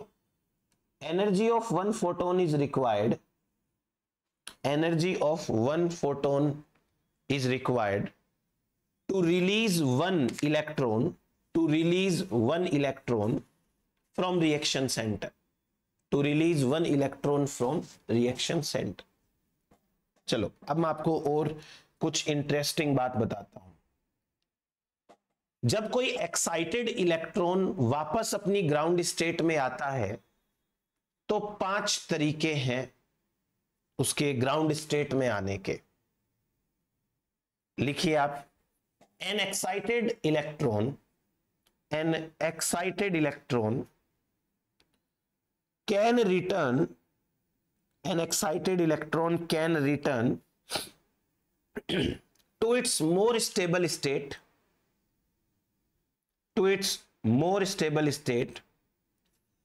by one of the several pathways पहला है relaxation, मैं एक बार समझा देता हूं फिर एक एक लिख लेंगे। रिलैक्सेशन। दूसरा है फ्लोरोसेंस,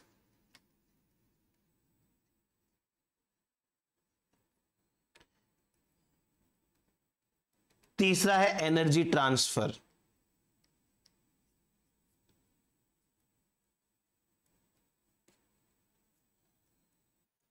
चौथा है चार्ज सेपरेशन,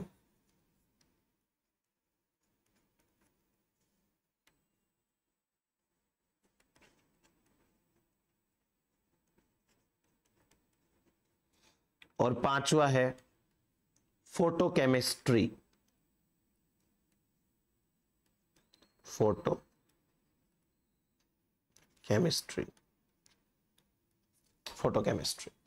पांचों तरीके बड़े आसान है, सिंपल, कुछ नहीं करना। रिलैक्सेशन, रिलैक्स, एक इलेक्ट्रॉन बिना ज्यादा कहीं उलझे सीधा अपनी ग्राउंड स्टेट में आके गिर जाता है, और जो एनर्जी है उस एनर्जी को एज हीट नॉन रेडिएटिव वे में निकाल दिया जाता है, नॉन रेडिएटिव। ये हो गया हमारे पास में रिलैक्सेशन। इलेक्ट्रॉन आ गया अपनी ग्राउंड स्टेट में बिना एनर्जी, बिना कोई रेडिएशन निकाले हुए, और हीट के फॉर्म में सारी एनर्जी निकल गई। फ्लोरोसेंस, जब इलेक्ट्रॉन आता है ग्राउंड स्टेट में तो इलेक्ट्रॉन आते टाइम जो वेवलेंथ होती है वो वेवलेंथ पहले की तुलना में ज्यादा होती है, तो पहले की तुलना में ज्यादा होगी तो जाहिर सी बात है कि वो फ्लोरोसेंस के फॉर्म में दिखेगा। ये फ्लोरोसेंस होता है कि रिटर्निंग टाइम वेवलेंथ ज्यादा होती है। देन तीसरा एनर्जी ट्रांसफर। एनर्जी ट्रांसफर का मतलब है कि अपनी एनर्जी जो है वो पास वाले मॉलिक्यूल को दे दे और खुद आ जाए ग्राउंड स्टेट में। चार्ज सेपरेशन, इलेक्ट्रॉन को ऐसे मॉलिक्यूल को दिया जाता है जो इलेक्ट्रॉन एक्सेप्टर नहीं है, इलेक्ट्रॉन एक्सेप्टर नहीं है, उसको दे दिया जबरदस्ती। और फोटोकेमिस्ट्री के अंदर क्या किया जाता है कि लाइट को केमिकल में कन्वर्ट किया जाता है, मतलब light energy converted into chemical energy, यानी ये बात हो रही है प्रॉपर फोटोसिंथेसिस की, प्रॉपर फोटोसिंथेसिस। तो ये 5 तरीके हैं। आप पहला लिखिए रिलैक्सेशन, लिखिए इसमें it is the simplest case, the energy is released as heat during a non-radiative decay. It is the simplest case. The energy is released as heat during a non-radiative decay. During a non-radiative decay. दूसरा लिखिए fluorescence. Emitted light has longer wavelength than absorbed light. Emitted light has longer wavelength than absorbed light. तीसरा energy transfer. Transfer of energy to the molecule. Transfer of energy to the molecule present in the close proximity. Present in the close proximity.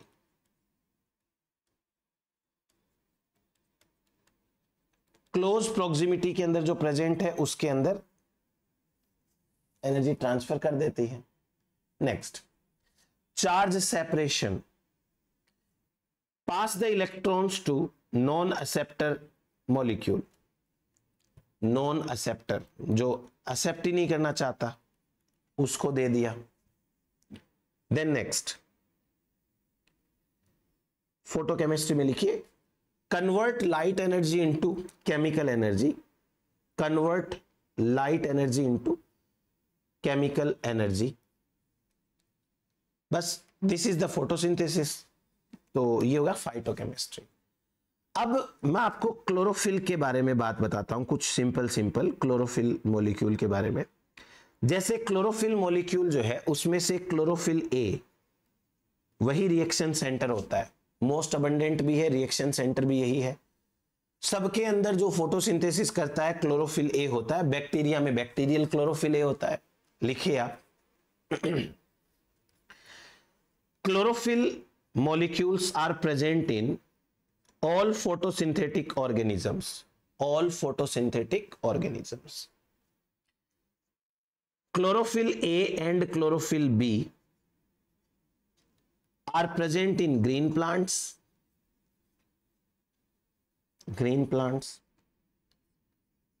chlorophyll C and chlorophyll D are present in blue green algae and protist,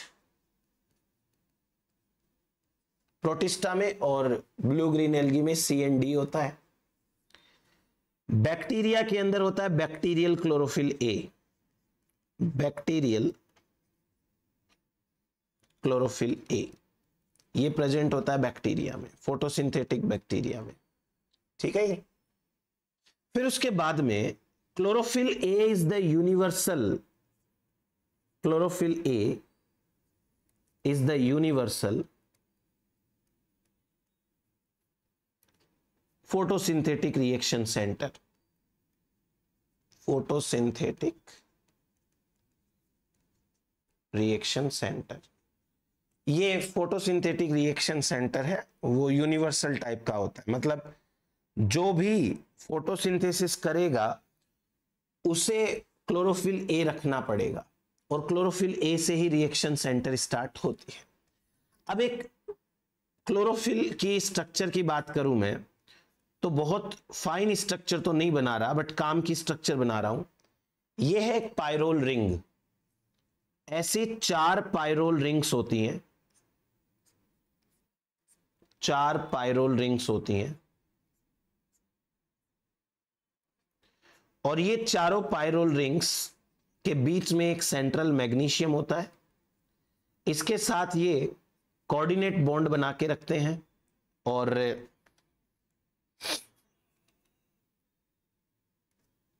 ये चारों pyrrole rings हैं वो भी एक दूसरे से जुड़ी हुई रहती है ऐसे, ठीक।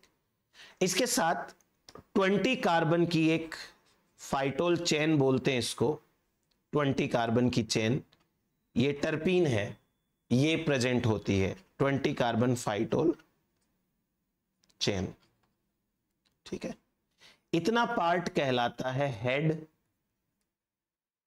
और ये कहलाती है टेल।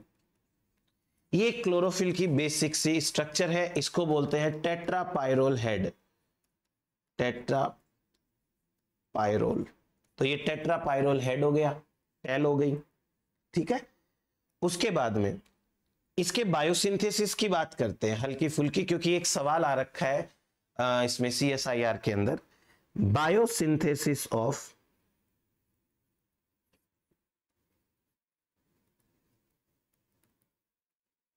क्लोरोफिल। क्लोरोफिल का बायोसिंथेसिस स्टार्ट होता है ग्लूटामेट अमीनो एसिड से, it start from glutamate amino acid, ठीक है, बायोसिंथेसिस। अब ये ग्लूटामेट कन्वर्ट होता है डेल्टा एमिनो लेवुलिनिक एसिड, इसको बोलते हैं ALA। खास बात है, इसी पे सवाल आया था, डेल्टा अमीनो लेवुलिनिक एसिड बन गया तो अब पक्का आगे के सारे स्टेप होंगे। इसे कहते हैं कमिटेड प्रिकर्सर, ये कहलाता है कमिटेड प्रिकर्सर, ठीक। डेल्टा अमीनो लेवुलिनिक एसिड कन्वर्ट होता है पोरफायरिन 9 के अंदर, पोरफायरिन, प्रोटोपोरफायरिन 9, सॉरी, प्रोटोपोरफायरिन 9। प्रोटोपोरफायरिन 9 को कहते हैं ब्रांच पॉइंट। ब्रांच पॉइंट क्या होते हैं मैं आपको बताता हूं। होता क्या है कि ये जो बायोकेमिकल पाथवेज होते हैं, कई बार उनमें एक ऐसा मॉलिक्यूल बन जाता है जिसपे यदि एक एंजाइम काम करे तो एक प्रोडक्ट बनता है, दूसरा एंजाइम काम करे तो दूसरा प्रोडक्ट बनता है। ऐसे कंपाउंड्स को कहते हैं ब्रांच पॉइंट। तो ये जो ब्रांच पॉइंट है, यहां पर दो एंजाइम्स काम कर सकते हैं। पहला एंजाइम, इसका नाम है मैग्नीशियम चिलिटेज। मैग्नीशियम चिलिटेज। यदि मैग्नीशियम चिलिटेज काम करता है तो क्लोरोफिल बनता है,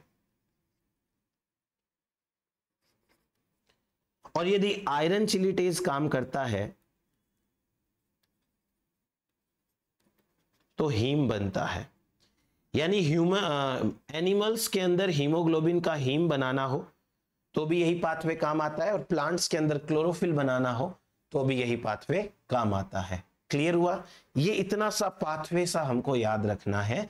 तो ये हुआ हमारे पास में बायोसिंथेसिस ऑफ क्लोरोफिल के बारे में। अब हम आगे बात करते हैं lumen of thylakoid. Lumen of thylakoid.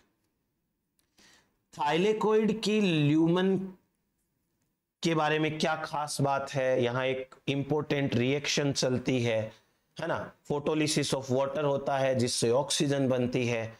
वो सब यहीं हम सबसे पहले क्लोरोप्लास्ट की आउटर मेम्ब्रेन पढ़े, उसके बाद इनर मेम्ब्रेन, उसके बाद में स्ट्रोमा, स्ट्रोमा के बाद में ग्रेनम, ग्रेनम से एक थाइलेकोइड निकाला, थाइलेकोइड की मेम्ब्रेन में हमने कुछ कंपोनेंट्स अरेंज किए, एंड देन अब ल्यूमेन की बात करते हैं। थाइलेकोइड की ल्यूमेन है, it is filled with water and salt. Water and salt इसमें भरा होता है। Then it is the important reaction, यहां पर एक इंपॉर्टेंट रिएक्शन होती है। An important reaction occurs, important reaction occurs in the lumen, in the lumen. उस इंपॉर्टेंट रिएक्शन का नाम लिखो, फोटो ऑक्सीडेशन ऑफ वाटर। इसी का नाम है photolysis of water, photolysis of water. यह हुआ हमारे पास में इस रिएक्शन का नाम। अब इस रिएक्शन को हम दो तरीके से समझते हैं। पहला अपन समझेंगे एक सिंपल तरीके से, उसके बाद में मैं डिटेल बताऊंगा इस रिएक्शन की। तो मैं आपको एक बार इसके बारे में कुछ इंट्रोडक्टरी सी पॉइंट बता देता हूं। पहले तो वो लिख लो आप, उसके बाद में मैं आपको मैकेनिज्म समझाऊंगा। लिखो कि it occurs in the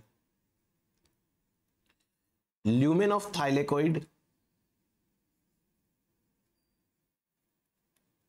it occurs in the lumen of thylakoid. Next, it is associated with photosystem 2. It is associated with photosystem 2. ये photosystem 2 के साथ associated है।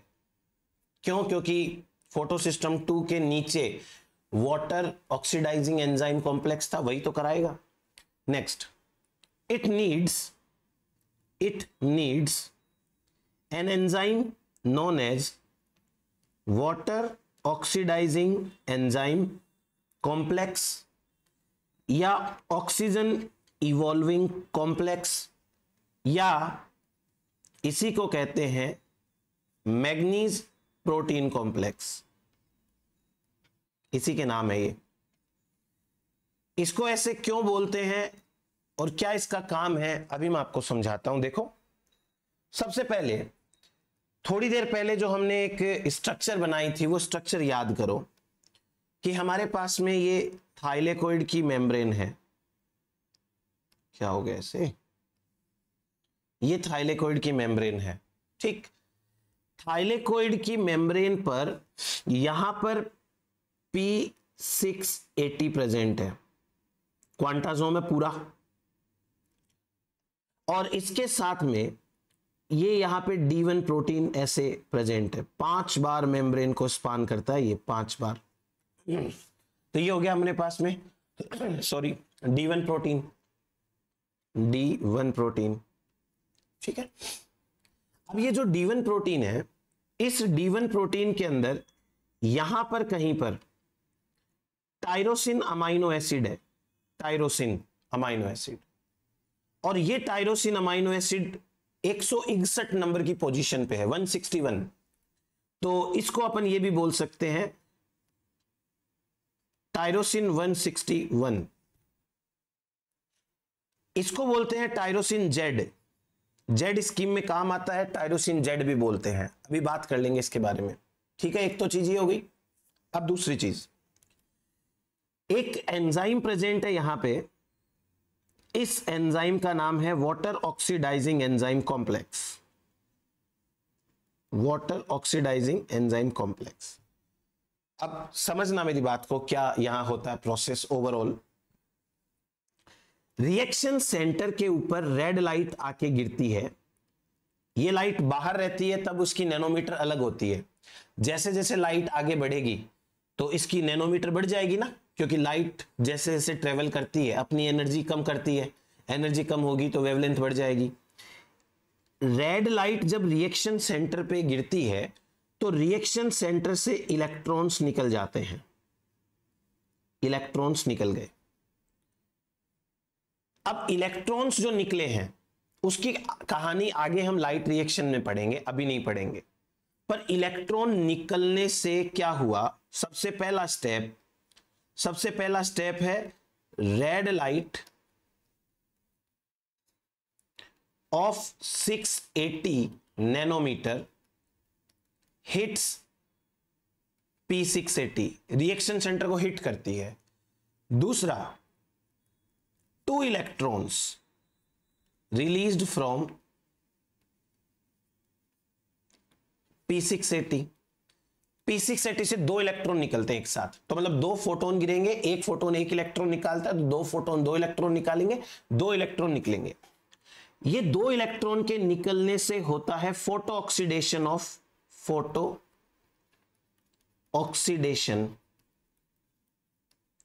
P680। P680 का फोटो ऑक्सीडेशन हो जाता है। अब P680 का फोटो ऑक्सीडेशन हो गया तो यह बन गया strong oxidant, it becomes strong oxidant, strong oxidant बन गया। अब मैं थोड़ी केमिस्ट्री की बात करता हूं आपके सामने कि एक वैल्यू होती है मिड पॉइंट पोटेंशियल वैल्यू बोलते हैं उसको, मिड पॉइंट पोटेंशियल वैल्यू। आप यूं समझिए कि कोई कंपाउंड कितना इजीली इलेक्ट्रॉन लेगा, कितनी देर अपने पास रखेगा, कितनी देर बाद वो छोड़ेगा, उसे कहते हैं रेडॉक्स पोटेंशियल वैल्यू। इस रेडॉक्स पोटेंशियल वैल्यू का एक एवरेज होता है, उसे कहते हैं mid point redox potential value. जब P680 नॉर्मल कंडीशन में है तब इसकी रिडॉक्स पोटेंशियल मिड पॉइंट जो वैल्यू है वो होती है प्लस में 1.2 वोल्ट, प्लस में 1.2 वोल्ट। और जब इसके ऊपर लाइट हिट करती है, लाइट आती है, तो P680 हो जाता है एक्साइटेड, एक्साइटेड होने पर इसकी वैल्यू हो जाती है प्लस में 1.4 वोल्ट, प्लस में 1.4 वोल्ट। वाटर के मॉलिक्यूल को टूटने के लिए, फॉर H2O ब्रेकडाउन, वाटर के मॉलिक्यूल को टूटने के लिए चाहिए ओनली प्लस में 820 मिलीवोल्ट, और बन क्या गया ये प्लस में 1.4, लगभग दुगुना इसका रेडॉक्स पोटेंशियल हो गया। इसका मतलब P680 के पास इतनी ताकत आ गई इलेक्ट्रॉन खींचने की कि ये वाटर से इलेक्ट्रॉन खींच लेगा। नाम देखो रिएक्शन का क्या लिखा है, नाम लिखा है फोटोलिसिस ऑफ वाटर। यानी अगर इसको पढ़े हम तो इससे यह समझ में आता है कि लाइट गिरने से वाटर का लाइसिस यानी वाटर टूट जाता है। अगर लाइट में इतनी एनर्जी होती वाटर मॉलिक्यूल तोड़ने की, तो ओशियन का वाटर सारा टूट नहीं जाता, वहां तो सीधी लाइट गिरती है। वाटर के मॉलिक्यूल के पास में H2O, तो ये जो बॉन्ड्स हैं वो कोवेलेंट बॉन्ड बने हुए हैं, तो कोवेलेंट बॉन्ड कोई लाइट गिरने से थोड़ी टूटेंगे। और ये लाइट तो अंदर आते आते कितनी कम एनर्जी की हो गई, इसका मतलब ये नाम ही गलत है, ये नाम गलत है। फोटोलिसिस ऑफ वाटर जो नाम है, ये इस रिएक्शन का नाम इस तरीके से नहीं रखा गया। हाँ, फोटो की वजह से फोटो सिस्टम 2 है वो strongest oxidant of biological system बन जाता है, strongest oxidant of biological system बन जाता है। इसकी वजह से ये खींच लेता है पूरी की पूरी, इसके इलेक्ट्रॉन्स को खींच लेता है। अब ये क्या करेगा, जब अब वापस इस कहानी पे आओ अपनी, रेड लाइट गिरी P680 पे, यहां से 2 इलेक्ट्रॉन निकले, तो P680 ने अपने इलेक्ट्रॉन खींचे टायरोसिन से, अपने ही टायरोसिन से। यहां नीचे वाटर ऑक्सीडाइजिंग एंजाइम कॉम्प्लेक्स, इस पे फोटॉन्स गिरेंगे, टोटल 8 फोटोन गिरेंगे।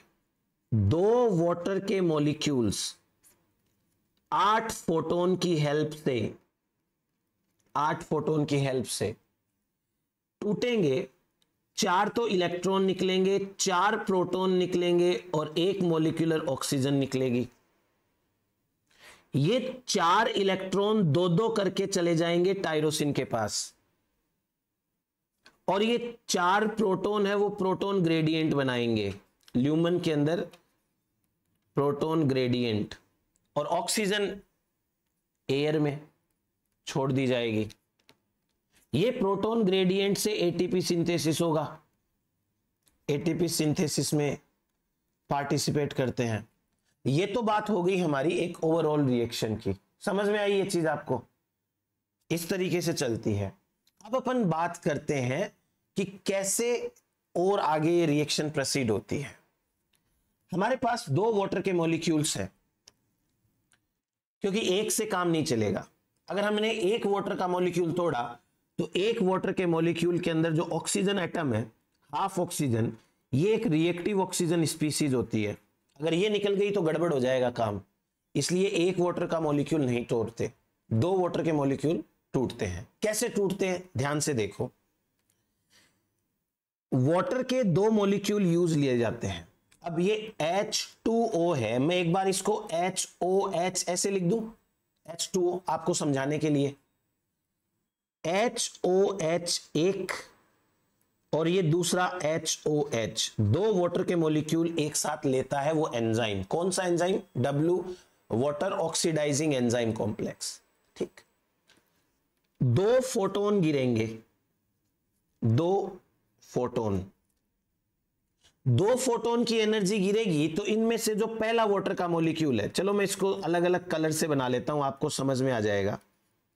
पहला जो मॉलिक्यूल है, पहला मॉलिक्यूल ऐसे टूटेगा, 1 प्रोटॉन निकलेगा, 1 इलेक्ट्रॉन निकलेगा और 1 OH नेगेटिव रह जाएगा।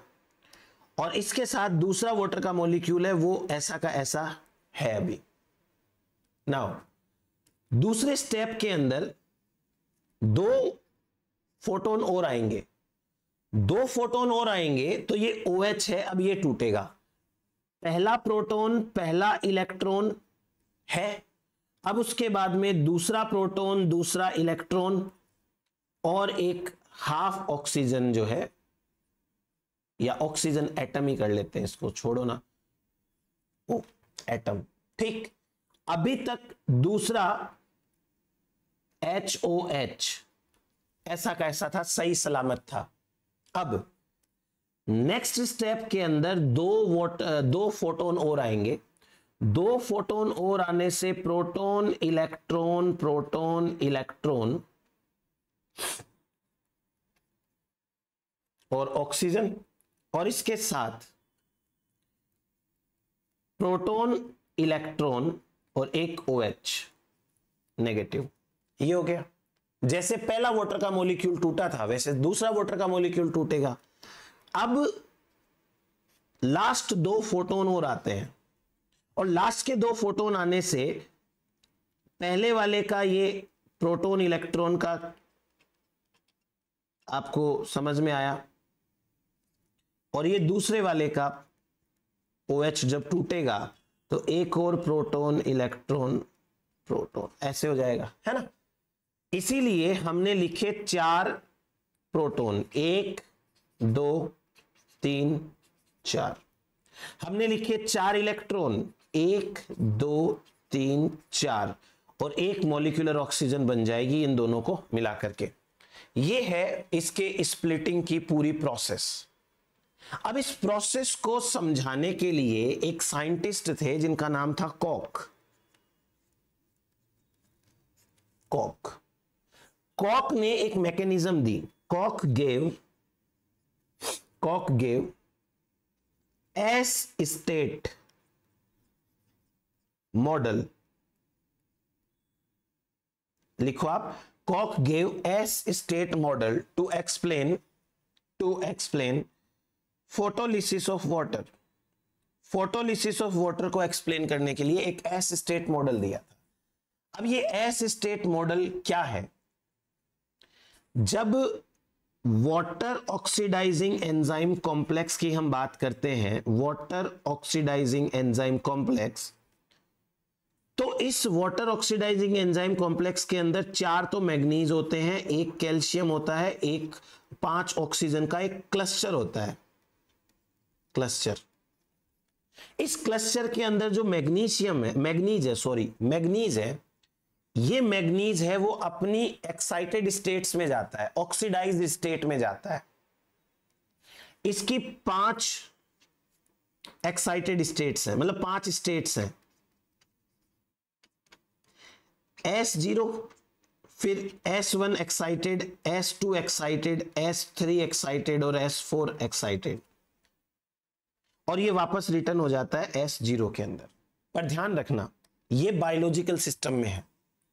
यदि हम केमिकल सिस्टम में बात करें तो मैग्नीज जो है वो अपनी 7 ऑक्सीडेशन स्टेट्स तक जा सकता है।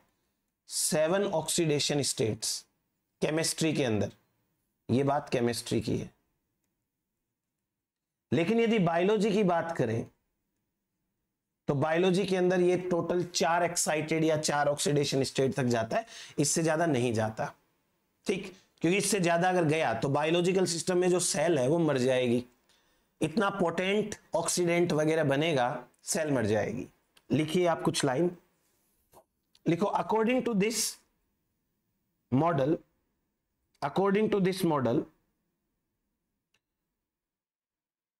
oxidation of two water molecules is a 5-step S-state mechanism. 5-step S-state mechanism. ये 5-step S-state mechanism है। कैसे है बात करते हैं, लिखिए। The enzyme water oxidizing enzyme complex has Mn4 calcium O4 cluster, Mn4 calcium O4 O5 cluster. Next, in this cluster manganese can undergo following excited states। इसमें S0 को छोड़ के बाकी सारी एक्साइटेड है, ये लिख लो ऐसे कैसे, S0 S1 S2 S3 S4 and then वापस। Next, in chemistry manganese can undergo 7 oxidation states. In chemistry manganese can undergo 7 oxidation states, but in biology it undergoes only 4 excited states. Next, S4 is the most excited state of manganese in biological system. S is the most excited state of manganese in biological system. अच्छा, आपने ये जो ऊपर ये लिखा है ना tyrosine के बारे में, ये टायरोसिन वाला कहां गया, ये रहा। इस टायरोसिन को बोलते हैं फेरी बोट। फेरी बोट ये भी मेंशन कर लेना। फेरी बोट का मतलब क्या होता है, जो नदी के दोनों किनारों पर ऐसे पहले पैसेंजर को इधर छोड़ देती है, फिर इधर वालों को इधर, पूरे दिन चक्कर लगाती रहती है, वैसे ही ये टायरोसिन करता है। टायरोसिन क्या करेगा, पहले इलेक्ट्रॉन इधर लेने आएगा, फिर इलेक्ट्रॉन लेके इधर आएगा, फिर इसको देगा, फिर वापस इधर आएगा। पूरा टाइम ये दोनों के बीच में इलेक्ट्रॉन्स पास करने के लिए फेरी बोट की तरह काम करता है, मतलब इधर उधर चक्कर लगाता रहता है। So it is known as ferry boat. अब आपको लास्ट में सिंपल सा इतना समझना है कि ये हमारे पास में एक वाटर ऑक्सीडाइजिंग एंजाइम कॉम्प्लेक्स है, ठीक है, और ये अपनी S0 स्टेट में है। S0 कौन है ये, वाटर ऑक्सीडाइजिंग एंजाइम कॉम्प्लेक्स। इसके ऊपर 2 फोटोन गिरेंगे, और ये क्या किया इसने, 2 वाटर के मॉलिक्यूल्स लिए, 2 वाटर के मॉलिक्यूल्स लिए एक साथ। वाटर के मॉलिक्यूल्स कैसे टूटते हैं वो तो मैंने आपको बता दिया, एक एक वाटर का मॉलिक्यूल टूटेगा, पर 2 एक साथ लेगा ये। अगर एक लेगा तो ऑक्सीजन रिलीज होगी एटॉमिक, और वो होती है खतरनाक, इसलिए ये 2 एक साथ लेता है। 2 फोटोन लेगा तो एक वाटर का मॉलिक्यूल टूटेगा, एक प्रोटॉन निकलेगा और एक इलेक्ट्रॉन निकलेगा, पहला स्टेप। और ये S1 स्टेट में चला गया। अब इसके पास वापस से 2 फोटोन आएंगे, 2 फोटोन आएंगे तो दूसरा प्रोटॉन निकलेगा, दूसरा इलेक्ट्रॉन निकलेगा, और एक एटॉमिक ऑक्सीजन बन चुकी होगी अब तक। इसको समझने के लिए आपको क्या करना पड़ेगा, ये वाली रिएक्शन से थोड़ी सी ये ध्यान में रखनी पड़ेगी, ये फिर अब अगले 2 और फोटोन गिरेंगे तो ये तो चला जाएगा अपनी और एक फर्दर एक्साइटेड स्टेट के अंदर S3, पर सेकंड वाटर का एक प्रोटॉन एक इलेक्ट्रॉन निकल जाएगा, और उसके बाद में लास्ट 2 फोटोन और गिरेंगे तो ये S4 स्टेट में चला गया। लास्ट प्रोटॉन लास्ट इलेक्ट्रॉन, ठीक है।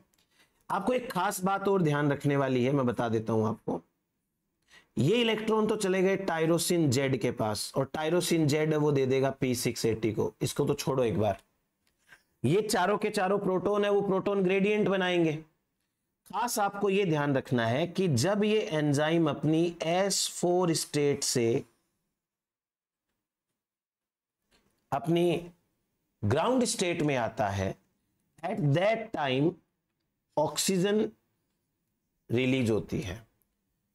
During the transition of enzyme from S4 to S0 state the oxygen is released. यहां तक आते आते इसके पास में 2 एटॉमिक ऑक्सीजन थी, तो दोनों को जोड़ करके ये एक ऑक्सीजन का मॉलिक्यूल निकाल देगा। ये हुआ हमारे पास में फोटोलिसिस ऑफ वाटर की पूरी मैकेनिज्म। अब छोटे छोटे 2 टर्म्स आते हैं, एक को कहते हैं क्वांटम रिक्वायरमेंट,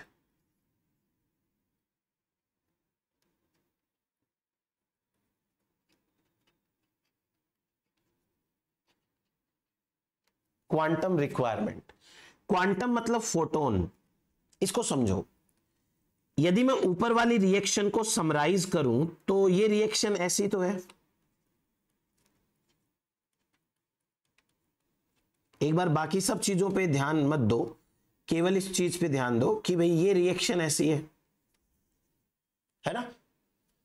और यहां टोटल 8 फोटोन चाहिए थे, अब आपकी मर्जी है, आप इसको दो तरीके से बोलो। या तो आप ये बोल दो कि दो वाटर के मॉलिक्यूल को तोड़ना है, या आप ये बोल दो एक ऑक्सीजन निकालनी है। दो वाटर के मॉलिक्यूल को तोड़ने के लिए 8 फोटोन चाहिए, या एक मॉलिक्यूलर ऑक्सीजन को निकालने के लिए 8 फोटोन चाहिए, जो आपकी मर्जी है। रिक्वायरमेंट मतलब चाहिए। तो आप डेफिनेशन दो तरीके से लिख सकते हो, लिखिए, लिखो how many photons are required, how many photons are required to break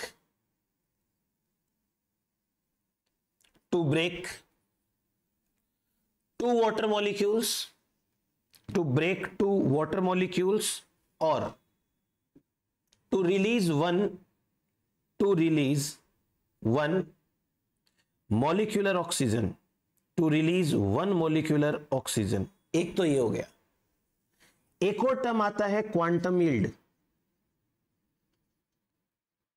quantum yield, yield का मतलब होता है गेन, कितना हमें प्राप्त हुआ, कितना हमको गेन हुआ, that is known as yield.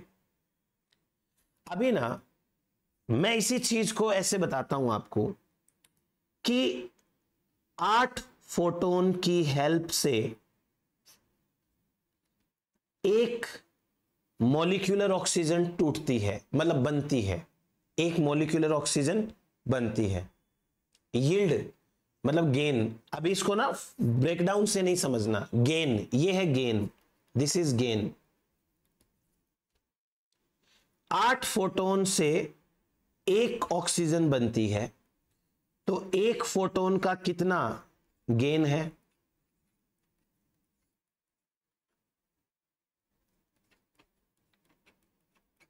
इसको बोलते हैं क्वांटम यील्ड।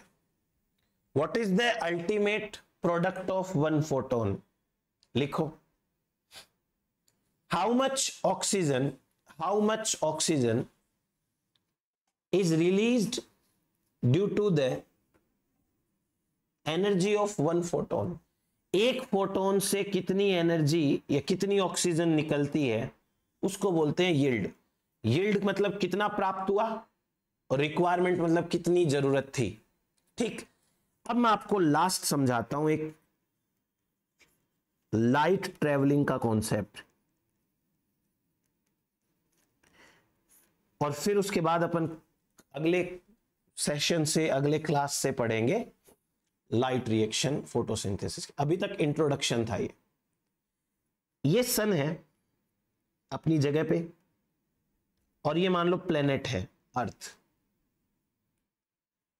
अर्थ से लेके सन तक हमने कुछ जोन्स बना रखे ना, troposphere, mesosphere, stratosphere, thermosphere, ionosphere वगैरह वगैरह। यहां पर एक प्लांट ग्रो कर रहा है, ग्रीन प्लांट, वही ग्रीन प्लांट जिसकी हमने सेल निकाली थी, लीफ निकाली थी। अगर मैं इस ग्रीन प्लांट की लीफ का टीएस कट करके देखूं, ट्रांसफर सेक्शन, तो कुछ ऐसा दिखाई देता है। ये होती है अपर एपिडर्मिस, ये क्यूटिकल, एपिडर्मिस की सेल वॉल, और ये सेल मेम्ब्रेन, और सेल मेम्ब्रेन के अंदर इसका साइटोप्लाज्म। फिर उसके बाद में नीचे होता है पेलिसेड टिश्यूज। पेलिसेड टिश्यूज होते हैं ग्रीन सेल्स को बोलते हैं। ये ग्रीन सेल्स हैं, ये ग्रीन सेल की cell wall and then cell membrane. इसके अंदर क्लोरोप्लास्ट है, यहां पे डबल मेम्ब्रेन क्लोरोप्लास्ट। क्लोरोप्लास्ट के अंदर ग्रेनम है। आप होपफुली समझ पा रहे हो ना। लाइट यहां से आएगी और इस लीफ के अंदर तक जाएगी, रिएक्शन सेंटर तक, जो हमने बना रखा है कुछ। ये यहां पे कहां गया, ये रहा, यहां तक लाइट पहुंचानी है। तो लाइट को देखो क्या क्या ट्रेवल करना पड़ता है, समझते हैं। लाइट सन से निकलेगी, सन से निकल के आएगी आइनोस्फीयर में, आइनोस्फीयर। आइनोस्फीयर को क्रॉस करेगी, पहुंचेगी मीजोस्फीयर में, मीजोस्फीयर। मीजोस्फीयर को क्रॉस करेगी, पहुंचेगी स्ट्रेटोस्फीयर के अंदर। स्ट्रेटोस्फीयर के बाद ये आएगी ट्रोपोस्फीयर में, ट्रोपोस्फीयर। ट्रोपोस्फीयर के अंदर क्लाउड्स होते हैं, डस्ट होती है, पॉल्यूटेंट्स होते हैं, ये सब है, इनसे टकराएगी लाइट। जहां जहां लाइट टकराएगी वहां वहां अपनी एनर्जी लूज करेगी। अब ट्रोपोस्फीयर में जब नीचे आएगी तो नीचे आके लीफ क्यूटिकल के ऊपर टकराएगी। लीफ क्यूटिकल, ये बाहर वाली क्यूटिकल होती है, लीफ क्यूटिकल। लीफ के क्यूटिकल के बाद में ये टकराएगी cell wall of epidermis.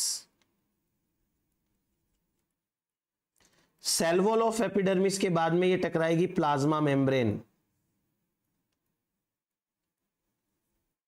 Plasma membrane of epidermis. देखो ऐसे आएगी ना, तो ये पहले सेल वॉल फिर प्लाज्मा मेम्ब्रेन। प्लाज्मा मेम्ब्रेन के बाद में ये cytoplasm, cytoplasm of same epidermis, ये साइटोप्लाज्म। उसके बाद में वापस से, यहां से वापस से प्लाज्मा मेम्ब्रेन, बाहर निकलना है ना, तो plasma membrane of epidermis. Plasma membrane of epidermis के बाद में वापस से सेल वॉल ऑफ एपिडर्मिस, ये बाहर निकलने के लिए है ना, एक बार एंटर होने के लिए एक बार। जैसे मान लो मैं एपिडर्मिस की सेल को ऐसे बनाऊं, तो पहले सेल वॉल, फिर सेल मेम्ब्रेन, फिर साइटोप्लाज्म, फिर वापस सेल मेम्ब्रेन, फिर वापस सेल वॉल। तो क्रॉस करने के लिए ये सब टकराएगी। देन उसके बाद में ये एंटर करेगी ग्रीन सेल में, तो cell wall of green cell, cell wall of green cell. उसके बाद में plasma membrane, PM, plasma membrane of green cell. फिर उसके बाद में साइटोप्लाज्म को क्रॉस करेगी,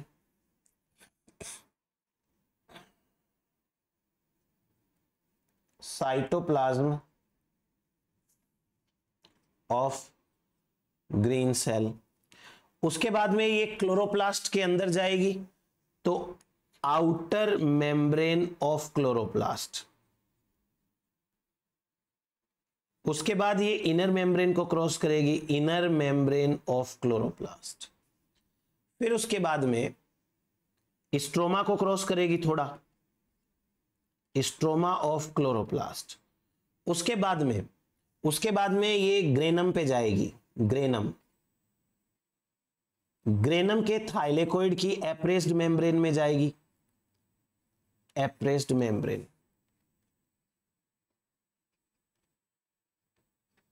एप्रेस्ड मेम्ब्रेन के इनर साइड में, मतलब एप्रेस्ड मेम्ब्रेन पर इनर फेस की तरफ क्वांटासोम है ना, क्वांटासोम में सबसे पहले है beta carotene, 50 molecule of beta carotene. इनको क्रॉस करके ये जाएगी क्लोरोफिल बी के पास, 70 molecule of chlorophyll B. 70 molecule of chlorophyll B के बाद में ये जाएगी क्लोरोफिल ए, 160 मॉलिक्यूल। उसके बाद में ये लाइट जाएगी रिएक्शन सेंटर PS1 और PS2 जो भी है, पर पहले PS2 के पास जाएगी। यहां गिरेगी तो 2 इलेक्ट्रॉन रिलीज होंगे, 2 इलेक्ट्रॉन रिलीज, और 2 इलेक्ट्रॉन रिलीज होंगे तो फोटोसिंथेसिस स्टार्ट होगी, जो हम कल से करेंगे। Photosynthesis starts. ये है लाइट की ट्रेवलिंग। ऐसे करके लाइट जब रिएक्शन सेंटर तक पहुंचेगी तो फोटोसिंथेसिस स्टार्ट होती है। चलो आज के लिए इतना ही, शेयर कर दीजिएगा इसको और बाकी मिलते हैं नेक्स्ट